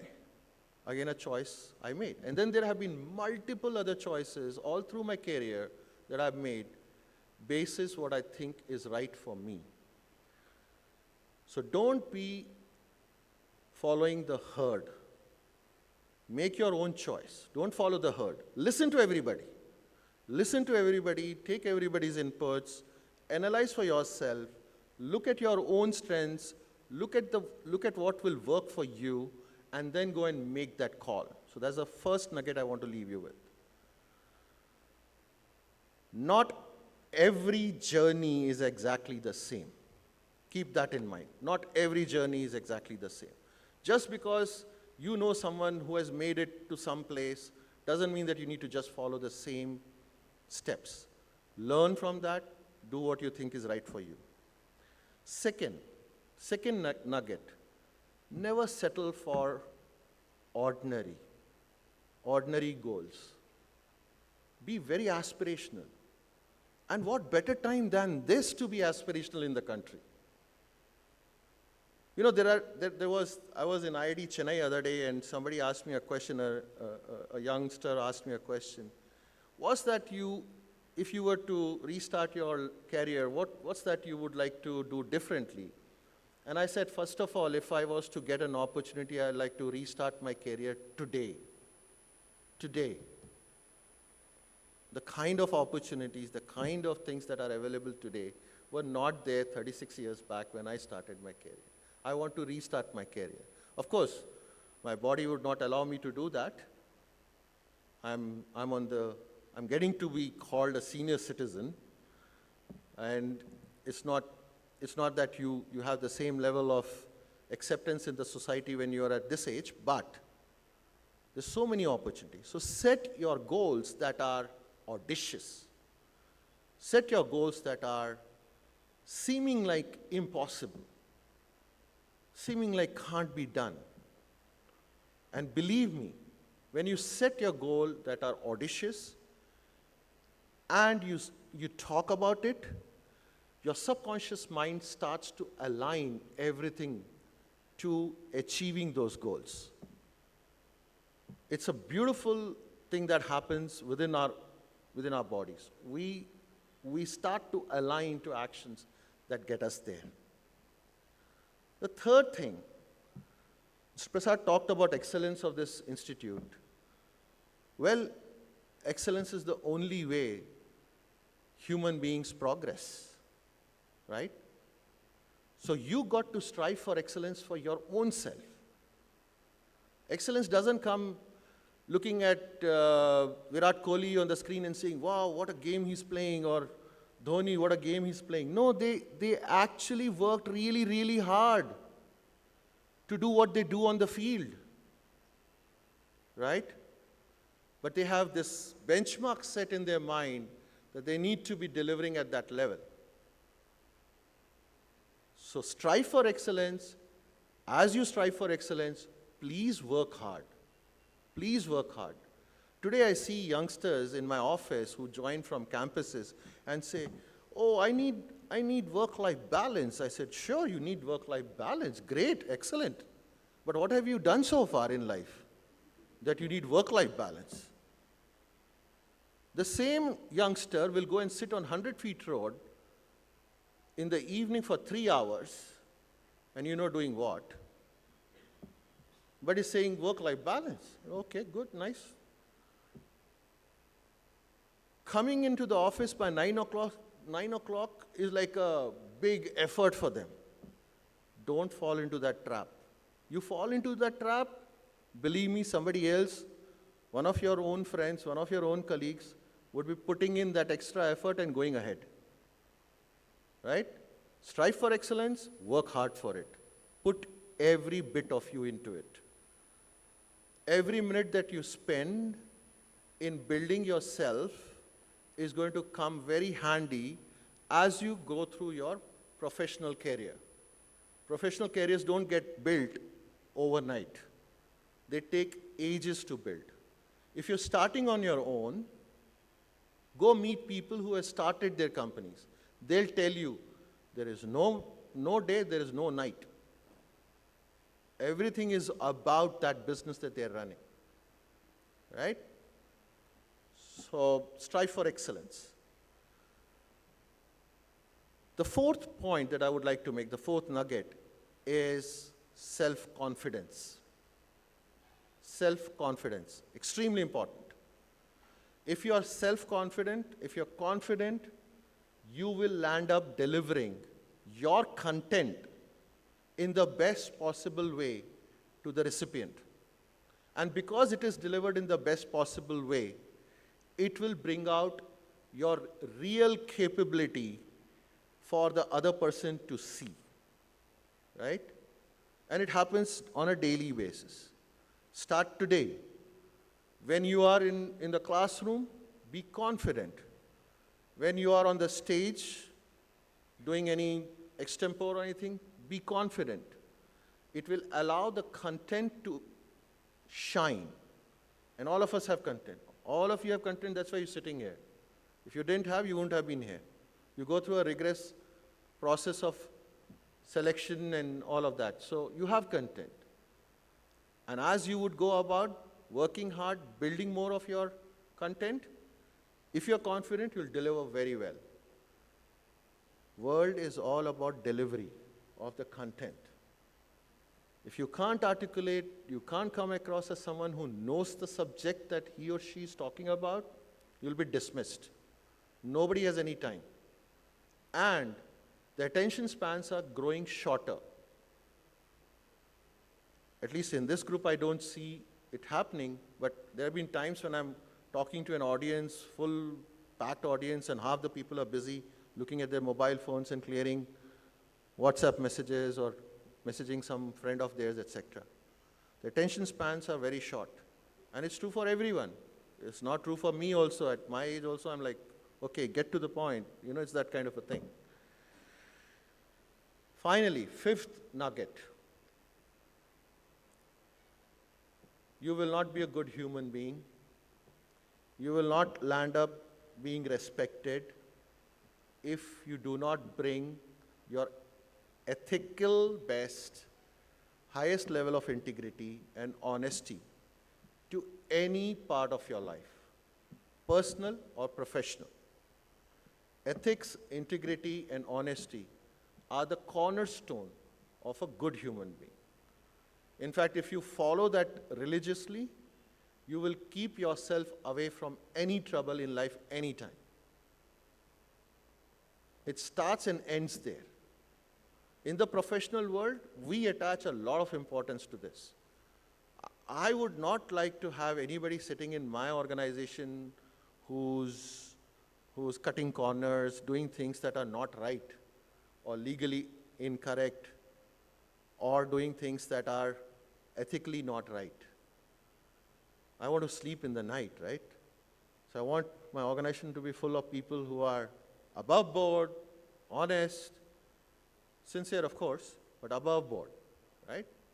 So ethics, integrity, and honesty is extremely important. Finally, not a nugget, but just a reminder. Just a reminder. Be grateful of what you have. Be grateful. Please step out of this campus and see how many people on the road would give their arms and legs to be inside the campus.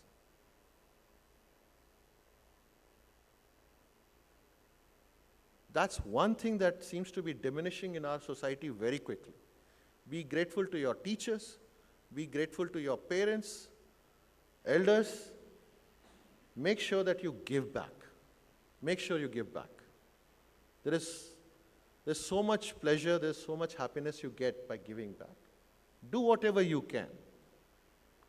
Do whatever you can. Don't think that it is only the job of somebody who has, or a job of Ambani's or Adani's to give back. It's your job as well to give back. You can give back by teaching somebody. You can give back by helping someone where someone is stuck. Not financially, otherwise, some ideas. Giving back can be in very different form and shape. And yeah, if you can support somebody's education, why not? As you enter into the professional world, you will earn significant amount of money. I started my career at 2,138 rupees gross salary per month in Mumbai. How many of you are ready to work at that monthly salary today? Raise your hands. Nobody.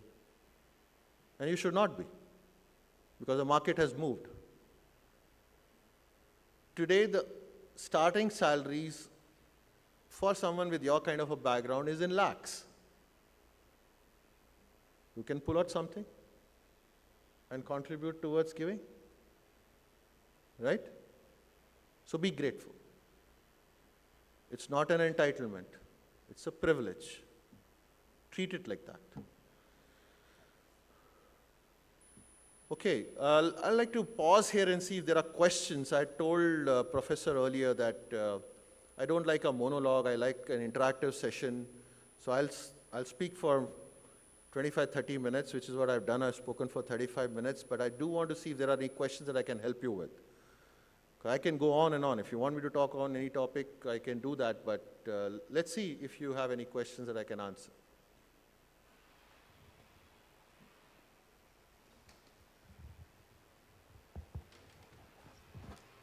Saram sir, I am Sriram from First MBA, and at the very outset, I would like to thank you on behalf of all my student brothers and sisters for coming and interacting with us.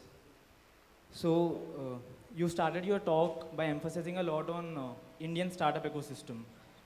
And this is a boom across the world because every day, on an average, around 350,000 startups are being born every day, but only 1.5% of them are seeing light. So in your experience of dealing with startups and entrepreneurs across supply chain, logistics, and educational sectors, what do you think is the element that's lacking, and what is the reason for such low success rate in this startup venture? That's a very good question. Of course, if anybody could crack it, then all the startups would be a success, right? Then everybody would just follow that as a toolkit. I have it as a toolkit.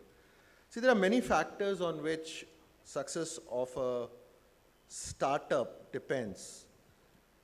The first and the foremost is the need. Have you really established a need in the market for your idea? Ideas everybody has. It's important to be able to say, yeah, this is a real need. And if you think that it's a real need, you should be able to size that and define how big it is. Will it be able to cater to your aspirations and ambitions as a startup company? Idea could also be something that probably looks good, but will not have too many takers. It's ahead of its time. Or it landed into a zone where people have found better ways of doing it, right? So it starts with that. I think if you crack that code as to what's the real need of the market, and would there be enough and more opportunities to address so that the company that starts to work in that area will have a sustained growth, then the first step is crossed. The second is, before you land everything in the market as a full-fledged business, have you done your own, call it testing of that idea by creating a prototype or a beta version or something that is not fully done? Have you tested it? Have you taken it to the customers that you think you would be addressing with that idea? What's their feedback? Are they saying, yeah, this is something that we were looking for? There could be minor tweaks that they may need just to customize it to make it more acceptable, but are they saying that? Are they saying, yeah, this is what they need, right? Then comes the formation of the team. What kind of a team have you pulled together? More often than not, startups, land up, I would call it accumulating people who they know. It's not about who you know. It is about what skills each one of them brings to the table. Are the skills complementary? Are they aligned to the need of the company that you're setting up? I think if you get these 3 steps right, then it is a much higher probability of success, because all said and done, it's about demand in the market. You ticked off the demand because there was a need. Customer whom you tested with said, yeah, this is what they need. You have the right set of people around you, the team is the right team, then it should succeed. The only other factor that can go against it is the environment change completely. Now, there were startups that came up much, or I should say just before COVID time, and they had the model in which the requirement was somebody to come to them physically or they going to the customer physically. For 2-3 years, nobody was allowed to move around. There was lockdown, there was whatever. And quite a few of those companies didn't survive. So it's not that the idea was bad, it wasn't tested, it's just that the environment changed. Maybe the same startup, if it starts today, probably will do well. So I can't give you a prescriptive, definition of what you should do to be successful in a startup. I can only tell you that, look, those are 3 steps that you should follow. It requires passion. It requires your commitment. It will require a lot of compromises and sacrifices. If you're ready for that, go for it. Go for it. Timing is perfect. In India, the market is booming. Anything that you start, and if there is a real need for it, you will do well. 100% you'll do well. And there are people who will come behind you to invest in your company.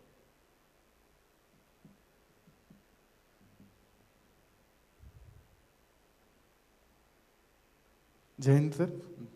Hi. Sir, my question is, you said generative AI is the future, and I want to ask that how will it provide opportunity to us in future, as in a section of being a driver in the generative AI or like a user of it, which could provide more opportunity? Well, jury is still out on it. I can say that nobody from corporate world can ever give you an answer to that question, because it's a very rapidly evolving space. At this moment, most of the corporates are trying use cases. They have identified use cases, they are prioritizing the use cases and saying, let's start with 1, 2, 3, 4 of them, see whether it really makes a difference, and if it does, then we will start implementing many more use cases. Now, because it's still in that infancy, it's still in an evolving stage, the definition of roles or definition of jobs is still not very clear. It's still not very clear. As a user, you will end up using it either directly or indirectly. Most of the corporations will deploy something on Gen AI. In fact, in Dell, we already have 28 projects that we have implemented. And it's already in practice, it's working. Now, clearly, Gen AI platforms take a lot of time to train. At the end of the day, there are large language models that need to be trained to make the Gen AI engine a lot more effective and efficient. And it requires a lot of data. So, while I said there are 28 projects that we have implemented in Dell, I will say that most of those projects are in the early stage of learning, or rather the LLMs are in the early stages of learning. They're still learning. And as more and more data gets fed to it, as more and more incidents get fed to it, it will learn and become that much more productive and useful. So as a user, we are using it. Anybody who's using our laptop, desktop, calls up our service line, most probably that call is landing up on our Gen AI platform because we have implemented in our service line. Okay, service queues as we call them. So indirectly you will use it. You will be a user. Should you be the one who should be contributing to building some of these use cases? No, that depends on you. That's your personal choice. You want to? That's a great field to be in. You should be comfortable with data engineering concepts. You should be comfortable with data science concepts. You should have enough and more comfort with statistics models. And if you are able to do that, and you learn Python or learn a couple of other languages, it's great. Then maybe you can make a career there. What are the different roles that will evolve is another, I would say another 2 to 3 years time frame. In next 2 to 3 years time frame, we'll know what are the different roles that will come up. But no harm in starting today. No harm in getting into it if you are interested, if you're passionate about it. Sairam sir, thank you for the insightful words. I just had a small question, sir. Since you spoke about choices, sometimes there might be tough decisions in company wherein after you take the decision, there comes a bleak period of time wherein you might question your decision. But going forward, it might seem to be successful. But how do we tell ourselves that for the bleak period, we should stay on? What should be our thought that we must stay back with this decision? And that decision was actually right. Let me just rephrase. You're asking me a question, how do you stay with the decision you've taken? Yes, sir. Okay. So the decision you take, first of all, has to be fact-based, data-based. As management grads, one thing that you have to make it your way of living is consuming, analyzing a lot of data for anything and everything. You want to grow in your career, you cannot move even one step if you haven't really had a detailed working on whatever area that you have got involved in. It could be a project, it could be a situation with the customer, it could be a new business model that the company is wanting to roll out, whatever. Get really deep into data. Ask for data from your colleagues, ask for data from other key stakeholders, but immerse yourself into data. Once you have all the data you have analyzed for yourself, hopefully you would have reached the right conclusions. Again, do not hesitate. Sometimes, no, we feel, oh, I shouldn't go and ask that person because that would not show me in good light. Get out of that mode. Nobody knows everything. Nobody knows everything. So never hesitate to ask a question. Go back, ask for clarifications, more information, more inputs.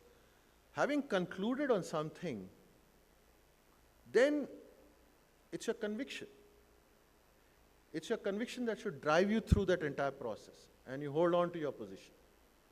That does not mean that you're going on a road and there is this big, signboard that says, if you go past this point, you'll fall into the ditch and you continue to drive. That will be stupid. That will be stupid. So it happens, it is the same thing in terms of your decision.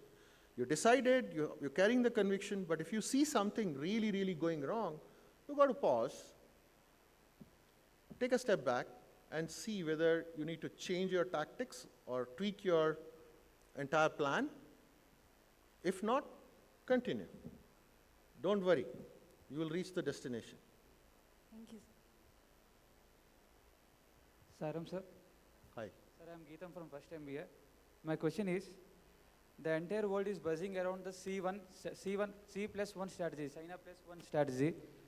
So most of the companies, tech companies are investing in China for their product manufacturing. Dell is too invested in that China. So my question is Dell is going to diversify their investment? If yes, which are countries they're going to plan to invest? Well, I cannot talk about where Dell investment will go. I'm not Michael Dell. He's my boss. I'll ask him and come back to you. But I can tell you that, look, China plus one is a realization amongst everybody as a, I will call it as a risk mitigation strategy, right?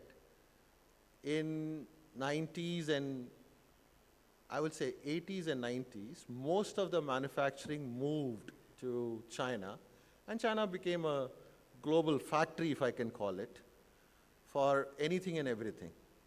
Even in our market, you find so many Chinese products, right? And simplest of the things, toys coming from China, that surprises me.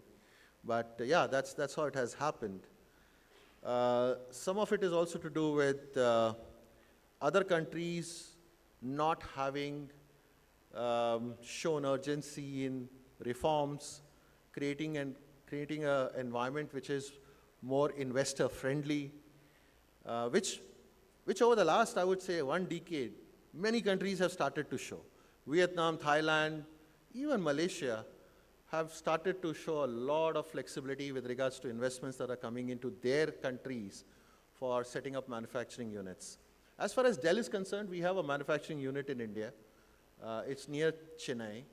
And we've been manufacturing almost everything. We manufacture desktops, laptops, workstations, servers, some of the storage solutions also. So we're doing a lot of manufacturing in India. We have our own manufacturing plant, which caters to India only. So we don't export anything. We just do it for India market. And that's a big enough market for us. We are now, last year, we were about $3.7 billion in India. That's about 29,000 crores of revenue. And it's a big enough market for us to manufacture in and make the supplies in India. But promise, I'll speak to Michael Dell and come back to you. Sairam, sir. Myself, Sai, first MBA, sir. I have a question for you. Sir, as you are talking about democratic advantage, at recent time, Cognizant is offering 2.5 LPA, sir. Is the democratic, is the reason for that, is democratic is a boon or a 2.5 what? LPA, sir. LP? Package, yeah, package, sir. 2.5 lakhs per annum, sir. Is democratic make that change happen? Is so much workforce available so that they could offer only 2.5? Is that the reason for that? I don't hold a brief for Cognizant. I don't know why they're offering what they're offering. We offer 6.5 lakhs. Sir, not only about Cognizant, sir. Due to abundance of workforce, many companies are forced to offer only lowest package because we have so much diversified workforce, so we can offer less package. Is that means that democratic advantage? You are a management grad. I'm sure people have taught you demand-supply concepts, right? Yes. When the supply is higher, demand is less, pressure comes in, whether it is salary, whether it is pricing. If I land up having manufactured 10,000 machines when the requirement in the market is only 1,000 machines, I will be under pressure to sell it at lower margin, right? Likewise, demand and supply in talent as well. If the talent is in abundance, yeah, compensation will take a hit. But don't get, again, can I say this? And I mean, I'm doing this talk more on a personal level. It's not Dell. Don't treat me as, employee of Dell. I don't want you guys to look at money. Please. Intentionally, I told you my salary, my starting salary, because I want you to understand that starting salary is not an indication of where you will land. Starting salary should be good enough for you to survive, right? What's important is the content of the job. I took that job because I wanted to be in Mumbai. I'll be honest, I'm a Hindi medium taught student till class 12th. My biggest hesitation in the first year, second year, actually till third year in the college was to speak in English. You know what happens? When you study in a particular medium, all your thoughts get created in that language. And when you're speaking, you're not able to bring in the fluency because you're like translating, literally translating, right? And I had been to Mumbai in my final year along with friends for industrial training. One thing I realized interacting with, we went to some 3 or 4 companies, everybody in each of these companies was professional, very time disciplined, very good in their work. The content was very good and high, and speaking really good English. I said, if I need to do something in life, I need to be in Mumbai. And it has helped me. If I was seeing money, I would have probably gone somewhere else. Please don't look at money, not at your age. Money will chase you. Believe me, money will chase you. The day you are complete in your profile. 1988, I started working. 1988 to 2006, I put my head down and did what I was supposed to do, went beyond what I was supposed to do. That's also extremely important. Don't limit yourself to the job description. Go and demonstrate that you can do more. You get bigger, larger roles because of that. And 2006, I didn't go to the market.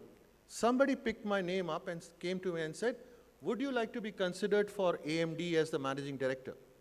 And I said, are you serious? I actually told that person, are you serious? 2006, all of 40. I'm 1966 born, all of 40. And I can tell you, the compensation that I saw on the offer letter, I was like, my God, what are you guys up to? इतना पैसे का मैं क्या करूँगा? Don't chase money. Chase responsibility, content of the job, your ability to learn. If you can, find a job in which you get well-rounded as a personality of the subject that you are in, of the function that you are in, go behind it. I'm sure people who are your alumni will tell you the same thing. I don't think they ever chase money. Did you guys chase money? Okay, out of 5, 4 are saying no, 1 is saying no, I chased money. So, I don't know how he succeeded, but my nugget on this is, please don't chase money.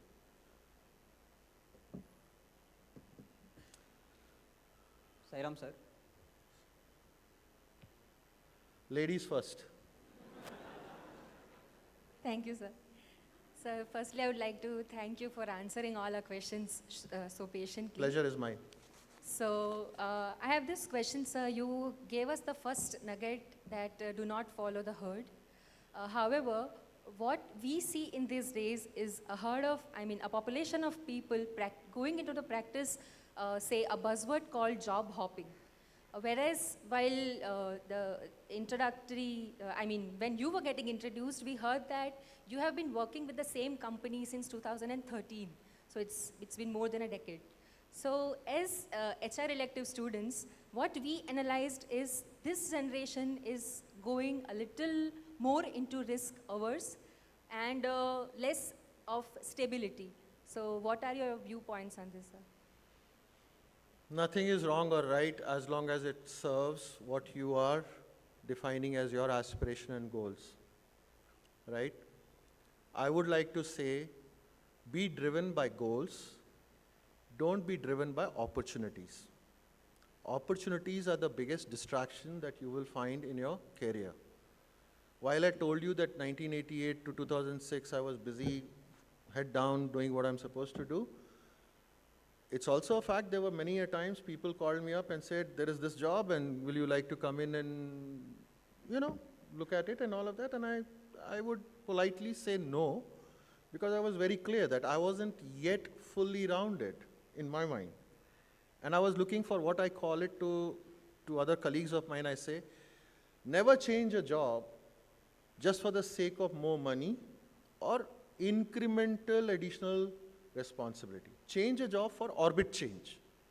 If your orbit changes, then yeah, maybe market thinks that you're ready, then you should take it.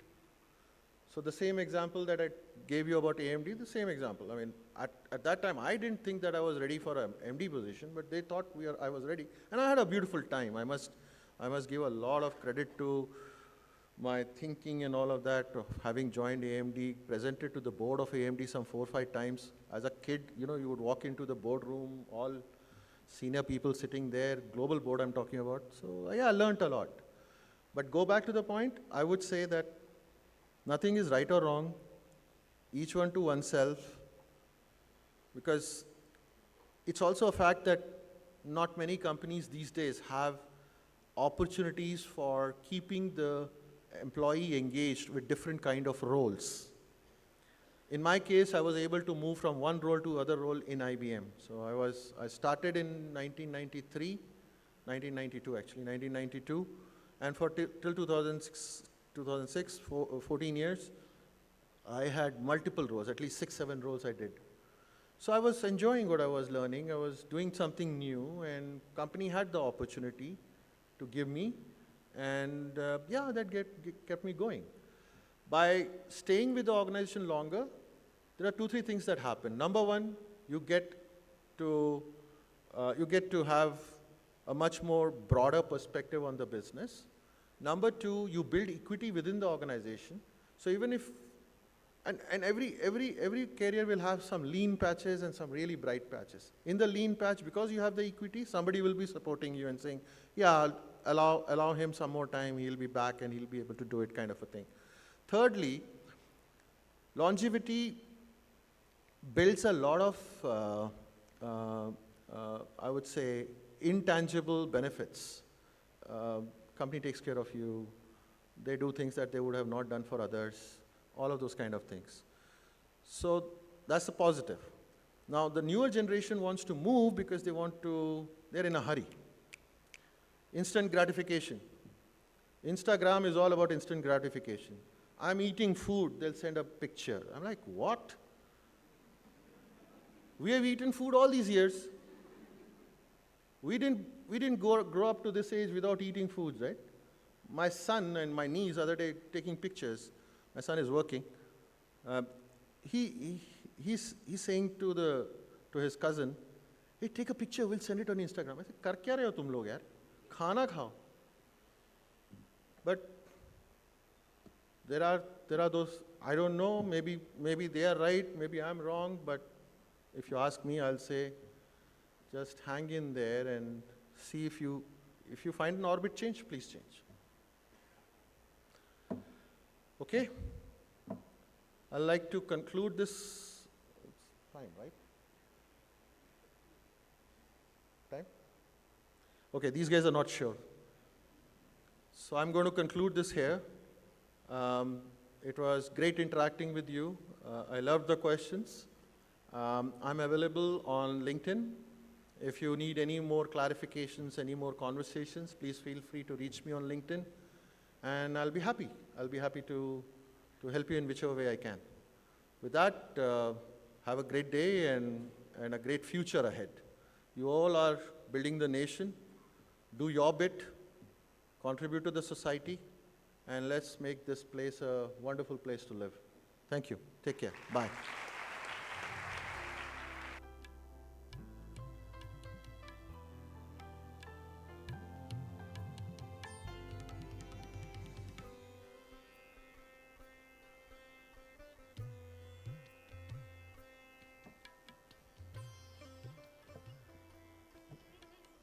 We thank Sri Alok for taking the time and being a part of this commemorative celebration of the 39th MBA Day. Thank you so much, sir, for the wonderful, shall I say, candid and straight from the heart talk. In fact, your points about striving for excellence, bringing passion, a sense of energy, and being grateful and making the right choices are a wonderful reminder of some of the foundational principles that this university is built on. Thank you so much once again, sir. On behalf of the institute and the department, I'd request the Vice-Chancellor to hand over a token of gratitude and appreciation to Sri Alok.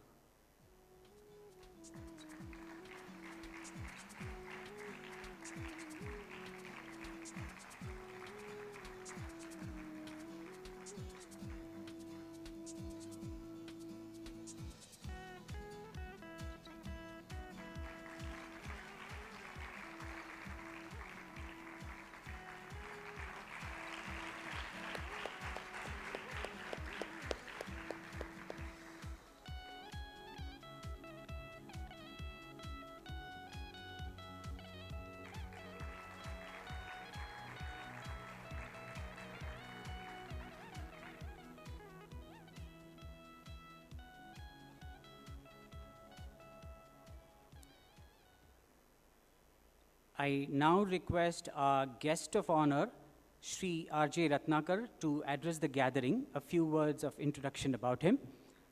Sri Rathnakar is the managing trustee of the Sri Sathya Sai Central Trust and also member of the Sri Sathya Sai Institute of Higher Learning Public Charitable Trust. He is a distinguished alumnus of the Sri Sathya Sai educational institutions, graduating with an MBA, and was also the recipient of the Sri Sathya Sai All-Rounder Gold Medal. After a stellar career in industry, he was guided by Bhagwan to return and serve in his mission.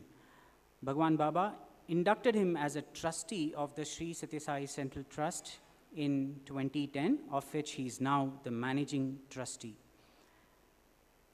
Baba has guided and molded him personally on various aspects of leadership and management.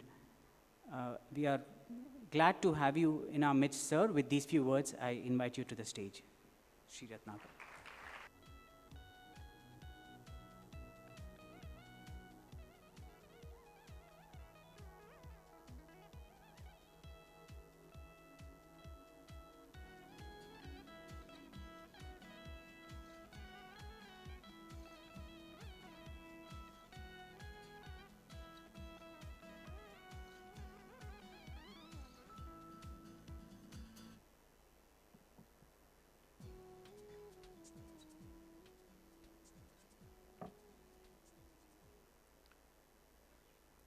I offer my prayerful salutations at the divine lotus feet of our beloved Master, Bhagwan Sri Sathya Sai Baba,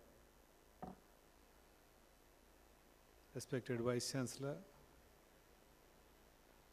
our guest Alok ji, President and Managing Director of Dell India,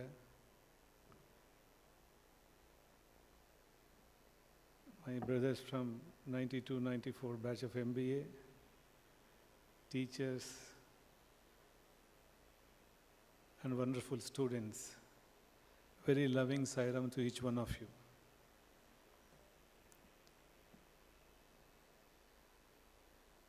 After a wonderful talk by Alok ji, I was talking to Vice Chancellor, say, do we have a small break now?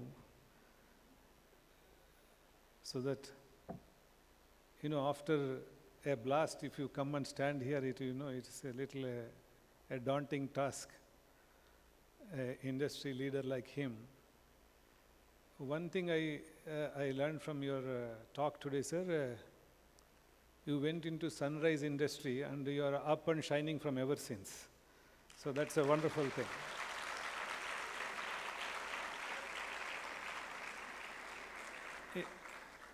It's a great thing. When we relocated, the decision to relocate MBA to, it was all along it was in Puttaparthi, the MBA courses. This year only for the first time we are relocated this MBA course from Prashanthi Nilayam to this campus. And I'm so glad that, it's benefiting all of you in such a wonderful way. In fact, industry leaders like him, we have to take time off and come to Puttaparthi, drive another 3 hours and stay there and match all your timings. Maybe it would be a little difficult, but from Indiranagar to Whitefield, if you tell him, he would be glad to drive down. I think many of you have this wonderful opportunity for all of you to interact with many, many industry leaders. I'm sure this is a wonderful decision by university to relocate this MBA course here. Our brothers from 92-94 batch, I had a wonderful interaction yesterday. Many of them I was meeting for the first time. I'm just little senior to them. They are 92, I was 89, 91 batch. And MBA has phenomenally grown in this university, the way it was conceived and started. The first batch was 1986. Till now, I think, 39th batch you are here. You should know that, those brothers who have taken time off and come here for this Milan, many of them come from different backgrounds, but, different places of India. And one of them has come from US. I think he works in the United States and is happy to be here, to be part of this MBA. And the other one, I was just, yesterday when I was interacting somebody from Riyadh, Saudi, he works in Saudi, he has come down for this program. A wonderful gesture from all of you that you have taken time off and come here. And as Professor Raghavendra was saying, Vice-Chancellor, believe me, I have no words when you all have come back here after 39 years, 30 years? 30 years batch, 30 years and chanting Vedam, like how Raghavendra was saying, it just elated me so much. Not because we need to chant all the time Vedam or mantras, but that you have not forgotten that what we have learned here. Only the tone is little, not like students. I think you have grown up men, so little tone is little different. It's okay, but it's a wonderful feel. And I must tell you, yesterday when I was interacting with them, most of them, barring maybe just one or two here, I don't know, even one I think, most of them have come only for MBA, stayed here only for 2 years. The alumni of university for just because they stayed for 2 years in MBA. Because a lot of us, we have joined primary school and become MBA students. Some of them, we have come from SAI institutions. We have grown in SAI institutions. We played and grew up in these institutions. But they were saying they have come from outside just for 2 years. But the wonderful thing they said is, these 2 years is the best years of our life. The best years of their life is these 2 years. So, very happy, brothers, that you have made it and they have come. And it's very unique institution. The people who come across here, somewhere they are touched by Swami. And yesterday we had a nice enactment by Odisha devotees. It's the drama called Connecting the Dots. So the best place to connect dots is Sathya Sai Mission and Prashant Nilayam and the Sai institutions. Just now, before we are coming here, little conversation with a group of us, we were talking. So Vice-Chancellor asked Alok ji, is it your first visit? He said, yes, first visit to this place. What next he told us is, it's a little sort of, made me very happy. He said, I have come to Puttaparthi, I have many times visited. Before COVID, I used to regularly visit Puttaparthi. Sir, how do we know that he is already connected to Bhagavan, connected to Puttaparthi? So Swami is always connected. He has connected so many people whom we do not know. I go through this, sir, being in whatever seva I am doing there, I come across people we would not even imagine. There's one day Chief Justice of a court, Chief Justice of AP was there in our premises. He had come for darshan. I was accompanying him, I was talking to him. He said, casually conversing, I asked him, did you come ever, or is it your first visit? He said, no, this is not my first visit. I had come earlier. I said, when was it, sir? He said, some 35, 36 years back. I said, is that so?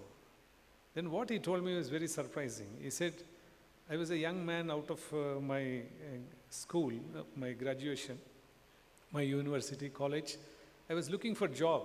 I had written banking exams, I had written railway exam, I had written police exams, and he had written judiciary also. So he was not getting a required response. Somebody told his neighbors were coming to Puttaparthi. So they said, I'm going to Puttaparthi. Then they talked about Baba. He's a great master and he helps you, he blesses you. And he came as a young man to Puttaparthi.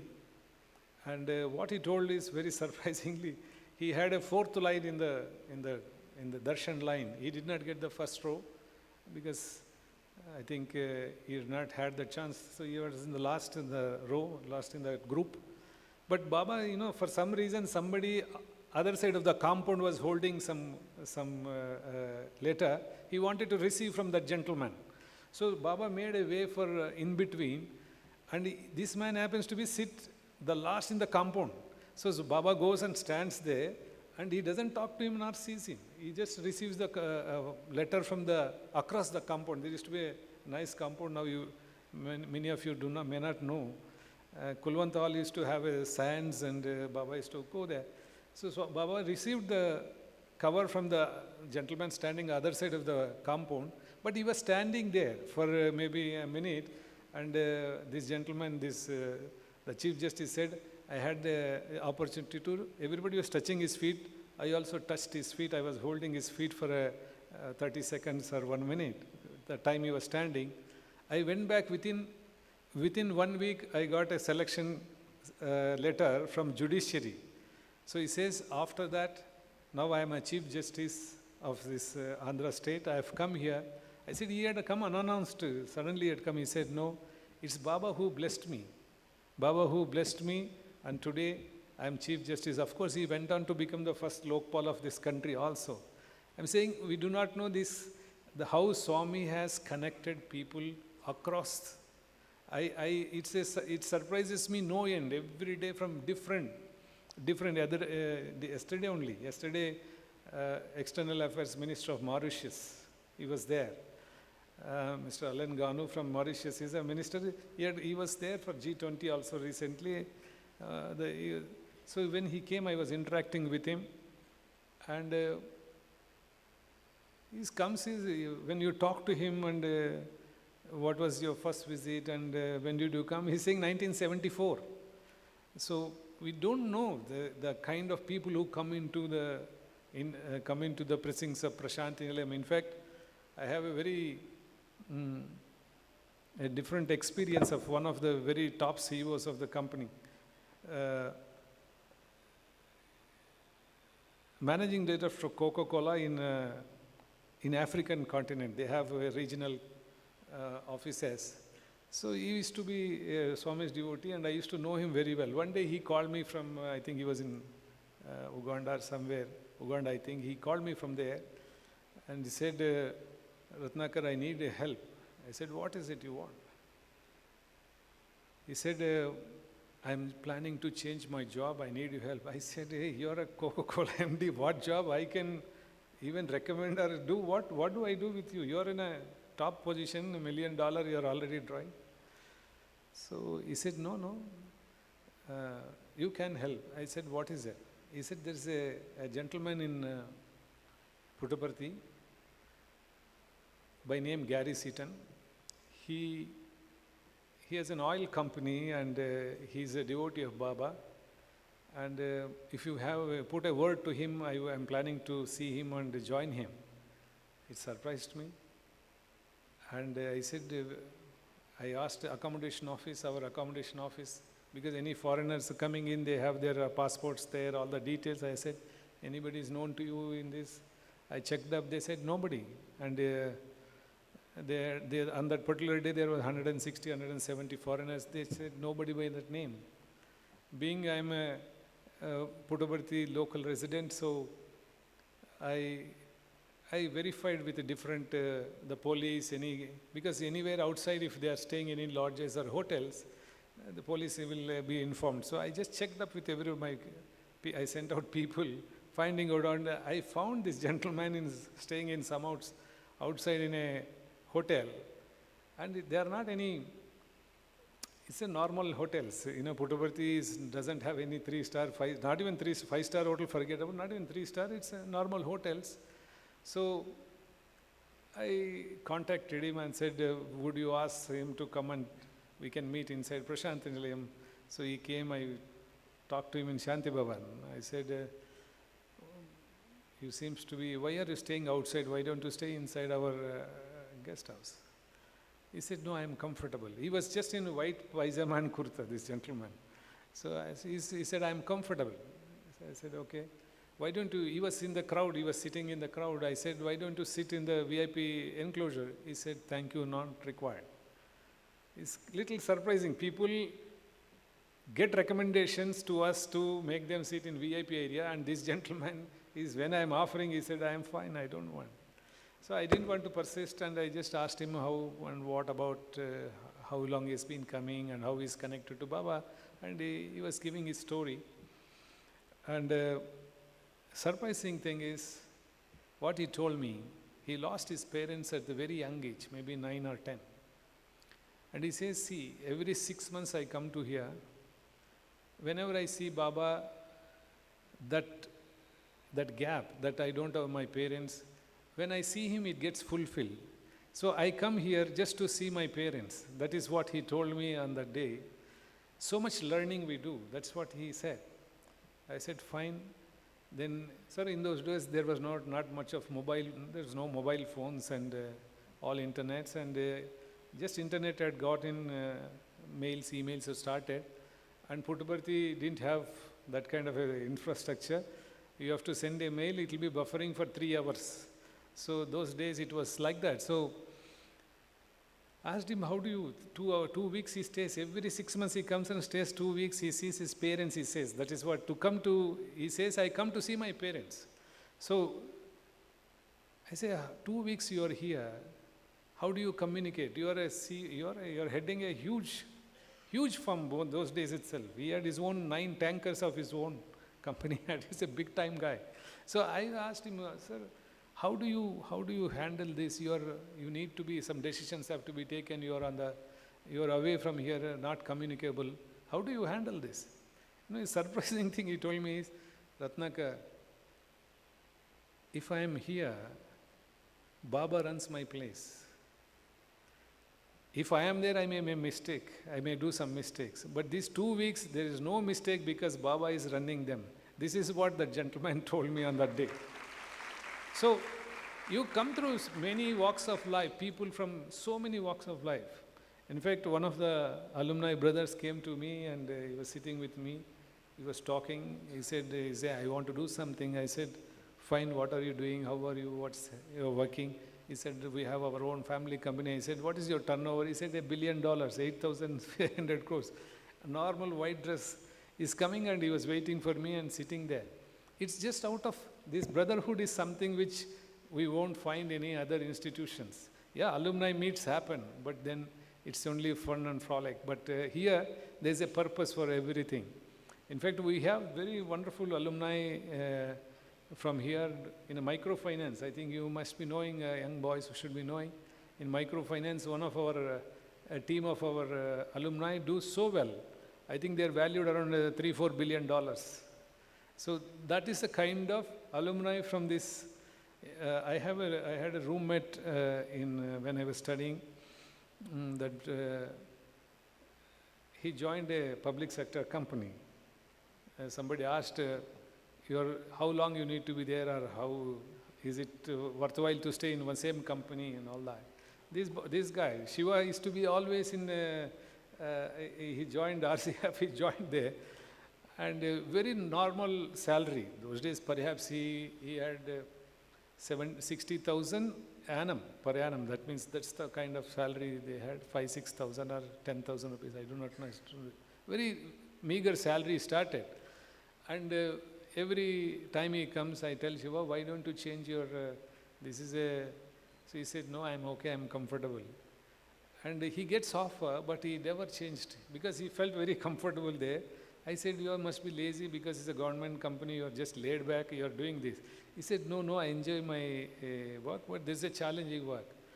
When he became the general manager, he sent me first, as soon as he got, he said, finally I have become general manager. So I said, very happy for you. Then last week, maybe first week of August, he sent me a message. Now I have become group finance director. You know, this company, he joined maybe 27 years back. And his salary was hardly 10,000 perhaps. And today he is group finance director. A company which is doing around 24,000 crores turnover. He's saying, I go to Ministry of Finance and we have meetings and budget meetings, he was saying. So you see our own MBA boys, they are doing wonderfully well, sir, from here. As you said, the ecosystem. And many people will, Vice-Chancellor was telling TCS wanted 8 people from here and they have selected all the 8 children from here. And many times we have seen, in fact, some time back, we had a Penta 4 or somebody took 19 children in one batch, 19 of them. So we have a good track record. Only thing is, as you rightly said, all of us should develop our skills and make ourselves suitable, make ourselves, the nuggets he was telling, the beautifully he was explaining. See, we have to learn from the experience. You can't again, travel this 36 years, 37 years and learn all these things again because it is easily available and we have to learn from people who have got that experience. That's why we need people to guide. Because that experience, we don't need to go and fall and say, your bones will break. Somebody has already fallen and they have broken the bone. So they said, don't go here, your bones will be broken if you fall. So that knowledge is more than enough. You don't need to fall again. So this is very important sessions where MBA gets industry knowledge. And the kind of thing you were saying in one of fourth or fifth nugget about ethical, being ethical. Swami very nicely has told one story about Sir C.V. Raman. When Sir C.V. Raman was handling his lab, and so one of the young graduates like you went there, and those days it was not any, like only interviews. When they advertised for a post and then an interview was conducted. So this gentleman goes, this young man goes for an interview there. But unfortunately, sometime, you're not the one, there are competitions. So Sir C.V. Raman called this gentleman and said, sorry, we can't offer you this course because there are people who are better, you have done better in the interview. But this guy was desperate. He said, sir, please kindly consider. He said, no, we can't do all that because in your merit, you're not right on the top. So we will, anyhow, you go to our account section. And those days, I understand they used to give their travel expenditure, TADA, whatever in that. So they called and he said, go to that place and collect with the accountant and go back. So he said, okay, fine. Sir C.V. Raman was very categorically told, we can't engage you. So he went to account session, took his money, whatever was given, went to railway station, bought a ticket. After going to railway station, I understand he realized that accountant had given one note extra, maybe the 10 rupees note or 20 rupees note, whatever. He had, in counting, he had given one extra. So this guy, after going, he came back, waiting again in the office there for accountant. Sir C.V. Raman came that side and saw this guy. He said, he was a bit annoyed. He said, why have you come? I've told you, collect your money and go back. Why are you waiting? It's not possible. He said, no, sir. I have come because the accountant had given me one extra note. I came back, I understand this accountant has gone for lunch. He'll come back. They told me to wait here, so I'm waiting to return this money for him.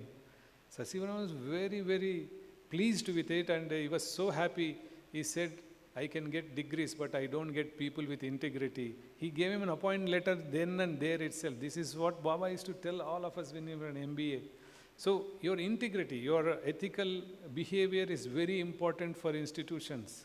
The shortcuts are never pay pay anything for us in life. Maybe you can go little up the ladder, but definitely the fall is much greater and more painful. So the ethical, the moral thing is that we need, that's a hallmark of this institution. The integral education is that only. We're just not making people who are industry ready. We also are making people who are society ready, the people who have that kind of moral and ethical values. Only then this becomes a peaceful place. Otherwise, everybody's cutthroat and everybody is cutting each other, then who will be left? And Mahatma Gandhi said, if you take an eye for an eye, the whole world will be blind. So you cut each other, everybody will be only completely in pieces. So we can't have that. That's why Baba brought in integral education. Baba brought in this beautiful university with a value-based education. That is what he has done. And he demonstrated, see, so many wonderful questions when they were asking, parallelly my brain was processing how many things. You need to be a bit imaginative. You need to be very alive to the whole surroundings. Sir, I remember once a nice incident when the super specialty hospital was being constructed here, and it is completed. They said we need to put generally all the structures of our institutions will have one kalasham, that is called, what do you call, it's kalash on top of it. So they said on this also they need to put it, and the day whoever has made it, they brought it to deliver it here and show to Bhagwan and take his approval. So they had made this beautiful brass kalash, and they had brought it into the room downstairs. And whoever came into the room, I saw whoever had that opportunity to come into the room, 4 or 5 of us were there, everybody saying, my God, how such a big thing. It's some 5 feet it was there. Said such a big thing, why they have made it is out of proportion. It's such a, generally we have seen Kalasham means only a small one in the temples. And they have made such a huge 5 feet and meter diameter, so big one. And everybody is saying it is, Baba will definitely will reject this, and he'll be upset because the inauguration time is coming closer and these guys are going on making mistakes. That's a kind of a discussion took place, and everybody is waiting for Baba to come, and then expected reaction from him. The moment he came down and saw this, he said, Inta chinnagundi, why it is so small? Everybody is shocked. He said, this is very small. We were saying he will be firing people because it is too big. But the moment he saw, he said, Inta chinnagundi, this is very small. Then he said, you are going to put at 120 feet height, how it will look? You need to have 9 feet minimum so that it will look properly. And today, if you go to our super specialty hospital, this Kalasham is there, that which recast and made for 9 feet. And today it looks exactly to the measurement today. Means you should be alive, you should be knowing what you're doing. You need to be absolutely grounded and see the surroundings, whether you're here or anywhere in your own workplace. Today, many times, Raghavendra was kind enough to tell a lot of good things and said, this about this stress. If I get stressed, I need to just think of Rathnakar and see Rathnakar and feel little comforted. He's more than a brother to us, and you know why I stay like that?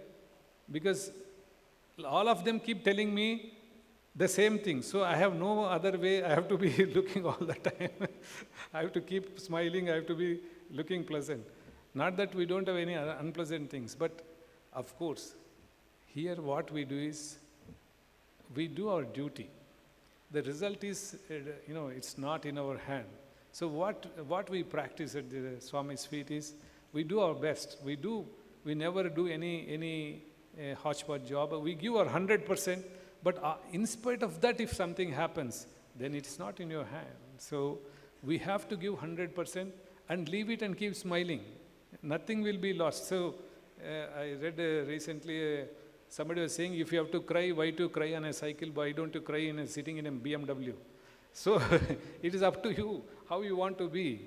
And of course, as our wonderful speakers have said in the earlier, it's a changing world.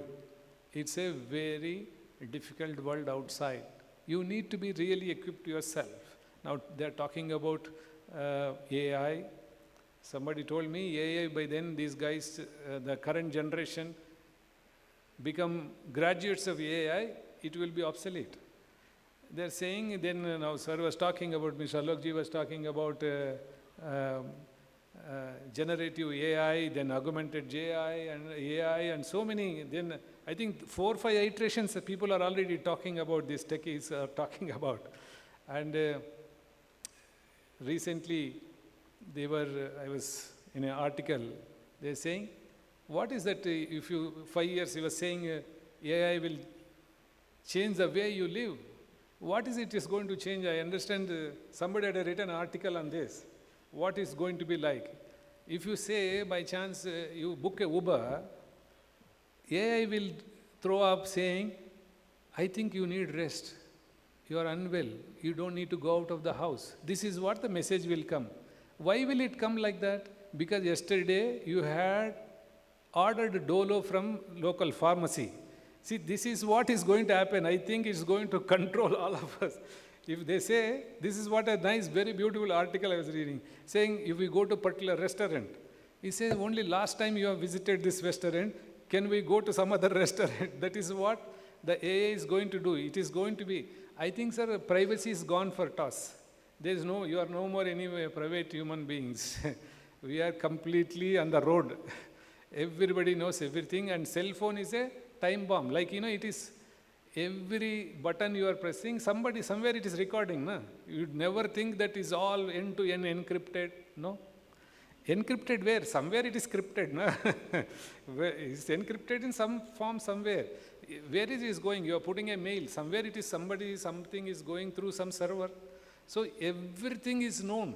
Whether you make a call, if you made a call for, they make this, nowadays I understand, for all loans and all that, again AI generated. For anybody, if you go for a loan to a bank, they will say, okay, they generate their profile report from AI, and AI will tell, last 1 month this guy was going 4 times to temple, only 2 times to bar. He's a more religious guy, he can be dependable. That's why he says you can give. If you have not gone to temple, but only 4 times you have gone to bar, he said this fellow is little, his habits are not okay, so be careful. You see, it raises a red flag. Imagine our lives are how it's going to be. I understand that is the way they are taking, your KYCs and your, so I think life is not that simple. I don't know wherever, sir, don't think we are from 1851 Sipai mutiny. We will sound like that, but where are we going to go? Everything is generated, everything is created at home. Today itself, if by chance Zomato or one more Swiggy closed down, we have to go back to culinary classes. We have to go for cooking classes back because people are forgetting cooking. So this is the way we are going in one by one in the technology. But now we have managers. Now, what is that Swami was talking, the Vice-Chancellor was saying, I remember I was not in 86, I was still in degree, but I had the opportunity to be with him wherever this MBA boys was there, we were there, more of a serving boys, keeping all the errand boys like, so we had a chance to be with him.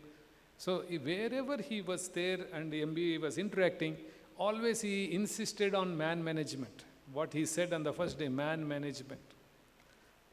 And no better person than Bhagavan Sri Sathya Sai Baba who practiced this man management.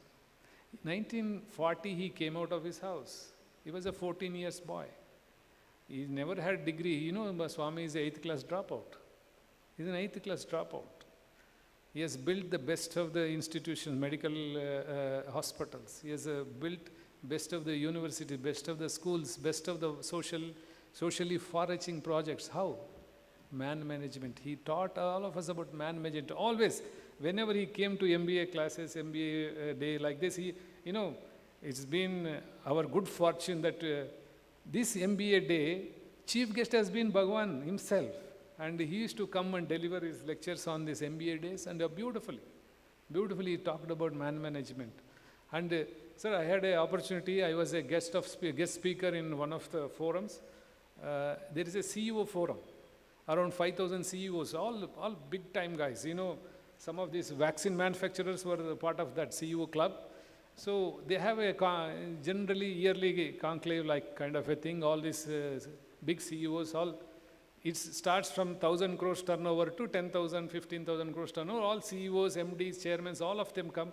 They come there and they have chapters like Bangalore chapter, Delhi chapter, Pune chapter, Hyderabad chapter, and quite a good guys, guys who are like, influential people come to there. One day I got a invite that you come and speak. I said, what do I speak to these guys? They're all they are movers and shakers of economy. They are all, so we are in charity, we are only talking about seva. And he said, no, you come and talk. Then I said, what do I tell all these industry giants, industry leaders? So I went through what Swami was talking about, and I talked about man management. And you need a capital you need a capital infusion for any industry or anything. But what is the capital for Swami? Zero capital. There's no money involved.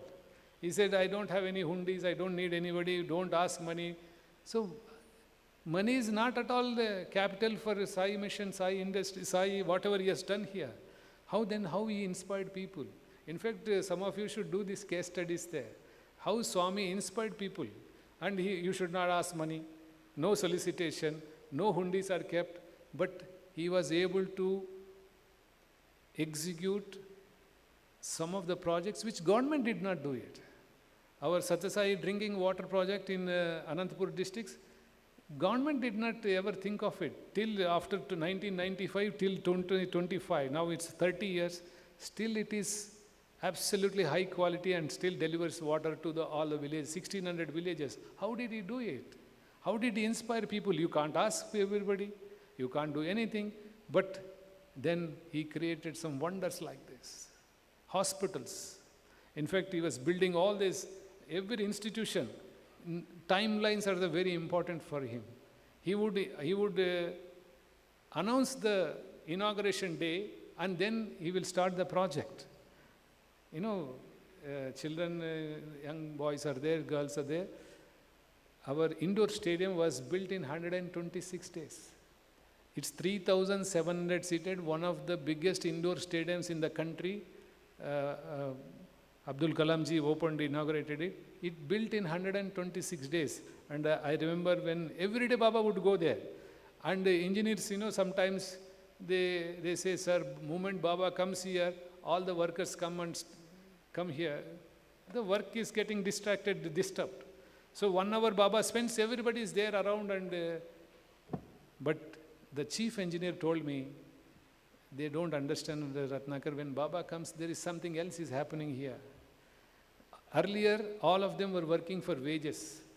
They say, we have come for wages. After a while, they said, we are building an indoor stadium. After a while, they're saying, we are working for Baba.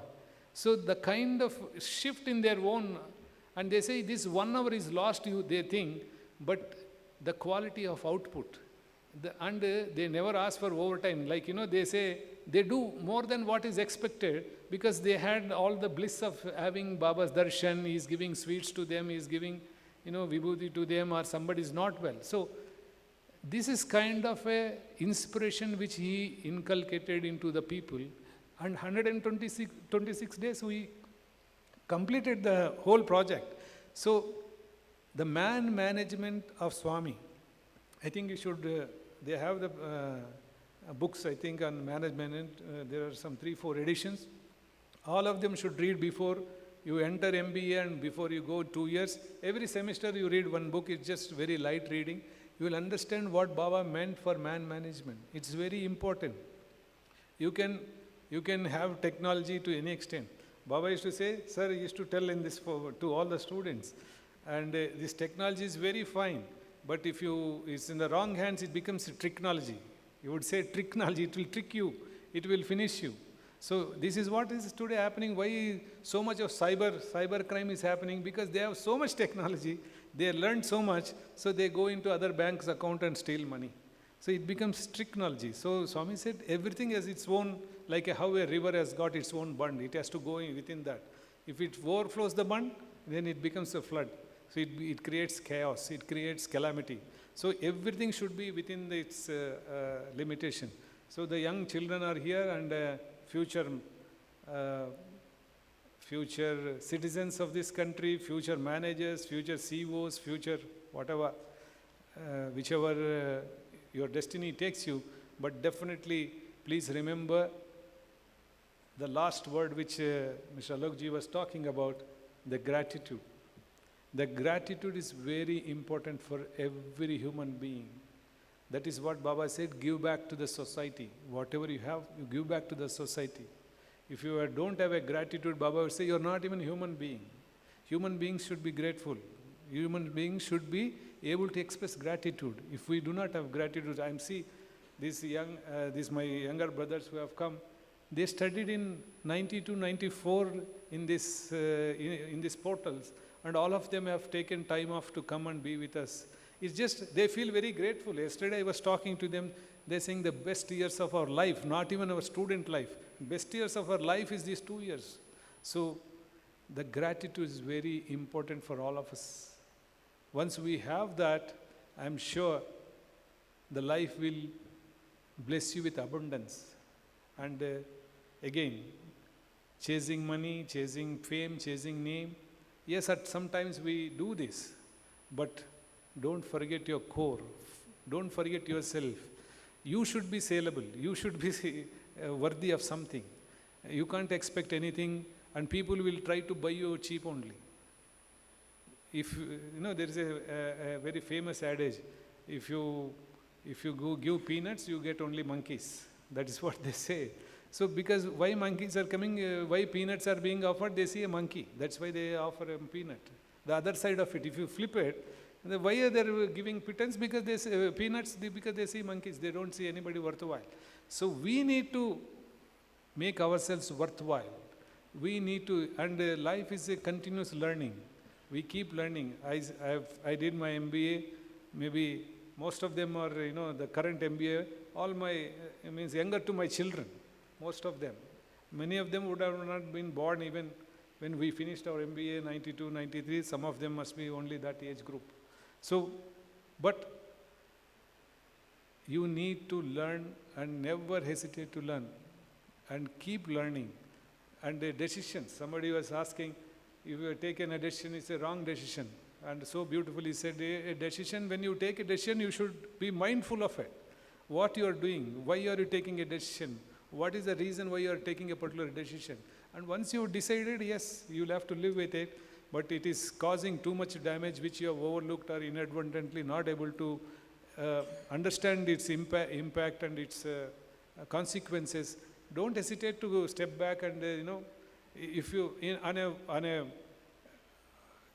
a crossroads, and say you are in a junction, by chance you take instead of a left turn, you take a right turn, or instead of right turn, you take a left turn. What do you do if you are going in a wrong direction? Will you reach your destination? No. If somebody tells this route is going to Hoskote, it is not going to Indiragar, what you do? You will turn back and come back and go in the right direction. So always don't hesitate to own up your decision. Even if it's wrong, it's fine. You can pause and say it has gone wrong, you come back. Then think whether you should go in the same direction with some corrections, or you leave it like that and take a different direction. There's no harm. Life is not regimented that way. You need not be regimented like that. It's not like a military regimentation. Life it is dynamic. Who ever thought COVID will come? Nobody ever thought. Nobody ever, and somebody was talking about startups and things like that. And many people come and see me. So many young people come about startups and they keep talking. And many startups don't see the light of the day because maybe they did not see the need properly. They did not see that potential. Some of them look very nice in lab, but when you do the scaling, it doesn't work. So these are all many things which you need to work on that. In fact, recently there was one gentleman who was talking about a startup, and he is doing, and it's such a wonderful idea. I felt, somebody so nicely has come up. He was saying there is every year, there are 2 lakh water burials for people. Means they drown in water, either in the beach or in a river, they go to a lake. They go inside and they can't swim and they drown. 2 lakh people die, it seems. That's what he had. So he was saying, how do people have to jump and go and rescue them? He is saying, he has come up with an idea. Drone will carry that, a jacket, life jacket, and go and drop there, so that, or some inflatable balloon, he will go and drop it immediately.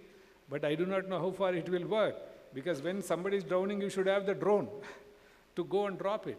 So he was saying that much time is there, but he says every beach and every riverfront where people go for this kind of thing, this can be a very nice thing. He was telling, I encouraged him, I said, wonderful idea, this is, somebody was talking from that group.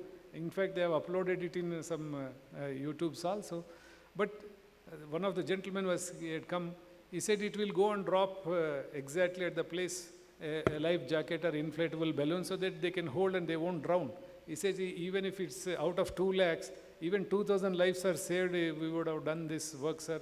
I said, it is very nice intention and a very noble intention.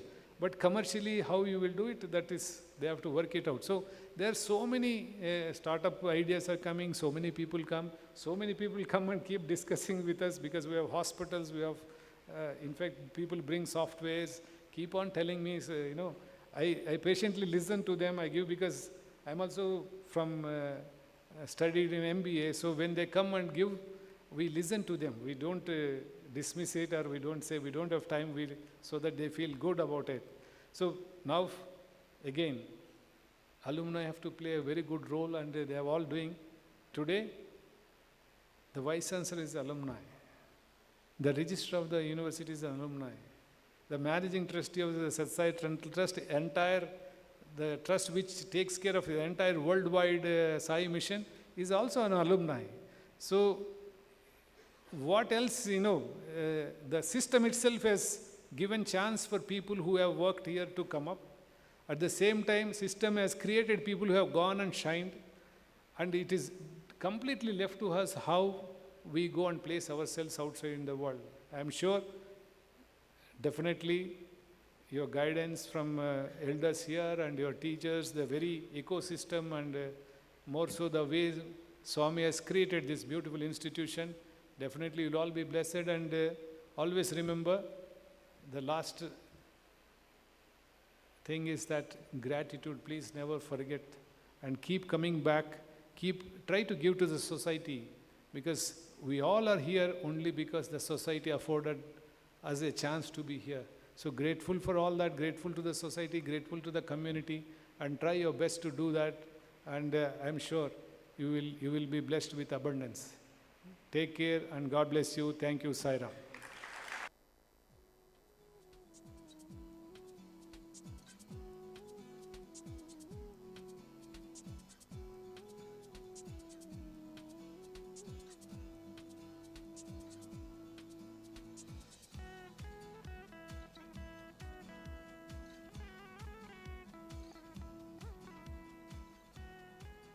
We thank the Managing Trustee, Sri Rathnakar, for being a part of this commemorative day, and also for a reinforcement of the many life lessons from Bhagwan Baba.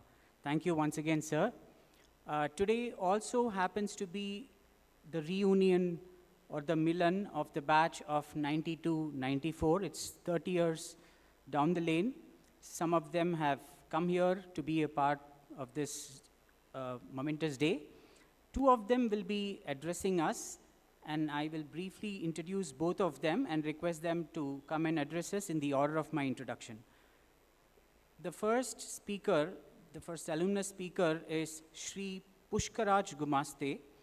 Pushkaraj is Managing Director and Head of Corporate Banking, Asia Pacific and Middle East, Barclays Bank, and is currently based out of Singapore.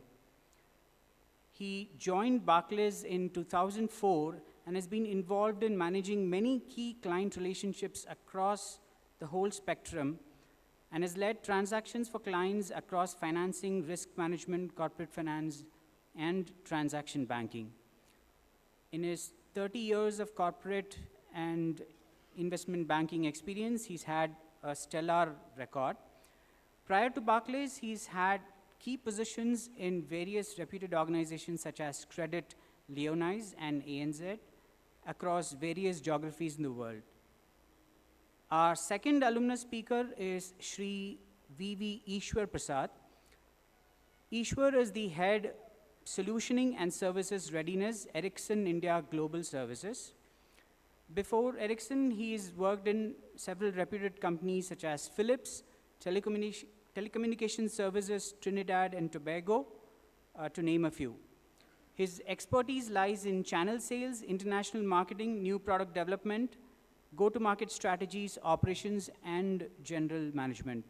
I now invite the speakers in the order of my introduction. Sri Pushkaraj.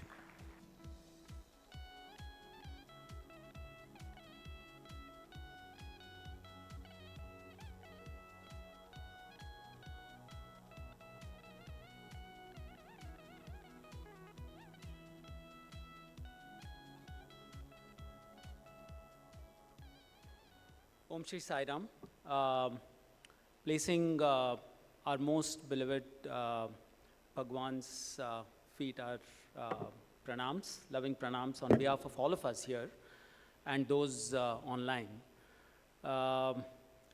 After hearing our Vice-Chancellor, Sir Rathnakar ji and Alok, there's very little for us to talk about, honestly, because it's been a long journey for all of us, going through this educational institution, and I would say ecosystem. I heard a few of previous speakers also talking about this as an ecosystem. But before I begin, I'm going to go for 10 minutes. Eashwar will go for 10 more minutes. First and foremost, I want to congratulate all of you students here for choosing to invest in your own career in doing this MBA course. And then one more congratulations for being part of this institution.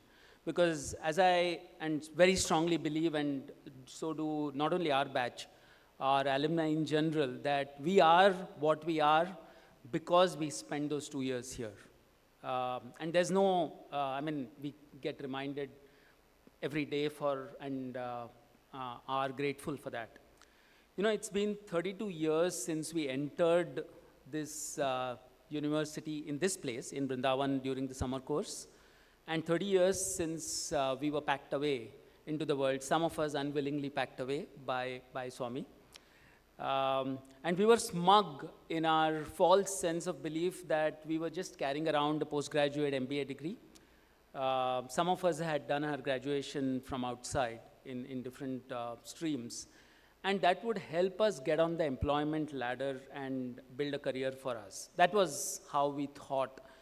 30 years hence, as I said, every day through our varied interactions across personal and professional life, we are reminded that the 2 years spent formally into this Sathya Sai fold of education, and as I said again, ecosystem, molded us not only for taking care of a living, but a life in general. We keep hearing education is for life, not only for a living. It all makes sense once you're out of this place, that even if you don't want to prepare yourself for your life, the time you spend into the system is making you ready for it. And you will realize it when you are faced with situations across the entire lens, whether it is moral, ethical, decision, being decisive, being kind, and also owning up. I loved, Alok, your point of own your decisions, because at the end of the day, I still remember Bhagwan once asking us about a particular ethical situation. He asked us an incident, and I won't get into too much of detail, and a small group of us, and he said, what will you do if, and we came up with our different answers. There was always an answer which would make us look good in front of Swami, and there were some answers which were probably practical but did not make us look good. And his point to all of us was, whatever decision you take, you need to own it, because you will also have to face the consequences. But just be sure you've made in all the efforts, whatever facts were placed before you, you've not been lazy in looking at all those facts. I just made a lot of points, but what I'll do is just do a concise bit. We, first and foremost, when the educational institution was set up and the MBA course started, obviously coming from a family where both my parents were teachers, there was always this talk of why not some other institution, we've not even heard about it. We know the fold, the ecosystem, but why the educational degree? And the fact is, at that point of time, this was one of the few educational institutions around the world which was molded or set on a value-based educations. It wasn't the only, but there were very few. Today, if you look at the world, no organization, leave alone educational institutions, can survive without a mission which has a values attached to it. I've been part of the Barclays family for 20 years, extremely proud of that. I say that I bleed blue because that's our color. But the fact is, our value system is RISES: respect, integrity, service, excellence, and stewardship. Stewardship is something which, again, I associate with the Sathya Sai education, which is, we found a situation, but when we handed it over to somebody, it's in a better situation than when we found it. And that's what we all try to do in our respective careers, jobs, and so on and so forth. And then a few memories strike back of how the system has made you ready for what was to come, in our case, 30 years. Now, one small digression, and I'm going to exceed by a few minutes because I'm going to go back to 94. I think Alok did try to talk about the time when he got in the market, so as to say, after finishing the formal education. The fact is, the world was in a very different place. Let's look at India. Today, India's GDP is about between $3 and $4 trillion. It was $340 billion, that point of time. Dollar rupee, which is around 80-85 today, was 30-31 at that point of time. Sensex, which is the bellwether stock market index in the country, which today is around 80,000, was in the 4,000 after having already gone through a 92 big scam. So the world is in a very, very different place. And the most important bit, which I think we are fortunate, but sometimes jealous of you as a generation, is there was no Google. Just imagine your life. If Google is cut off for 24 hours from your life, there was no mobile phone in India, and there was no smartphone, certainly. So those were two things which meant you had no way but to ask questions. And one of the things I keep talking, and that pulled us out of our comfort zone. The system here, other than the academic system, the rest of the system pulled us out of our comfort zone because we had nowhere to go but to ask questions. And one of the things I see around the world when I talk to students or fresh interns or graduates around our global business is ask questions. Don't go back into your corner, open a phone and ask. Don't build your world on what either the WhatsApp University or Google tells you. Go experiment, make mistakes, own the actions, consequences. It's okay to make mistakes. I can talk about this for days, okay, because I'm very, very passionate about it. But the fact of the matter is, my mind goes to just on the anvil of the global financial crisis. I've always worked in the financial services industry. And it was mid of 2007 The first institution had already fallen and other institutions were starting to fall. We were in a small closed group dinner with our global CEO.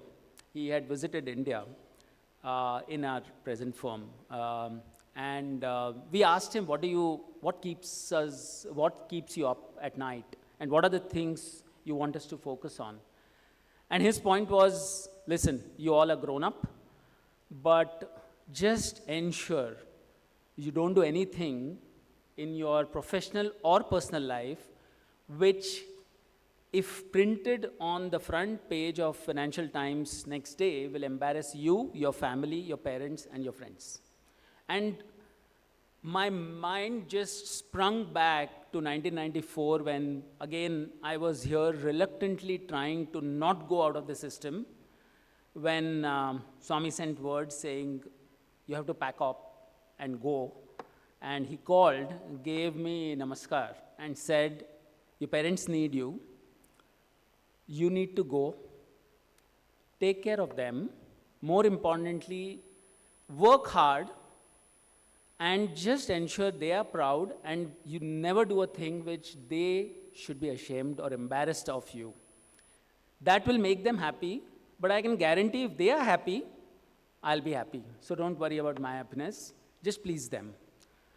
Now this is what was there in your subconscious mind, and that was reminded 20 years back, 20 years later by our group CEO.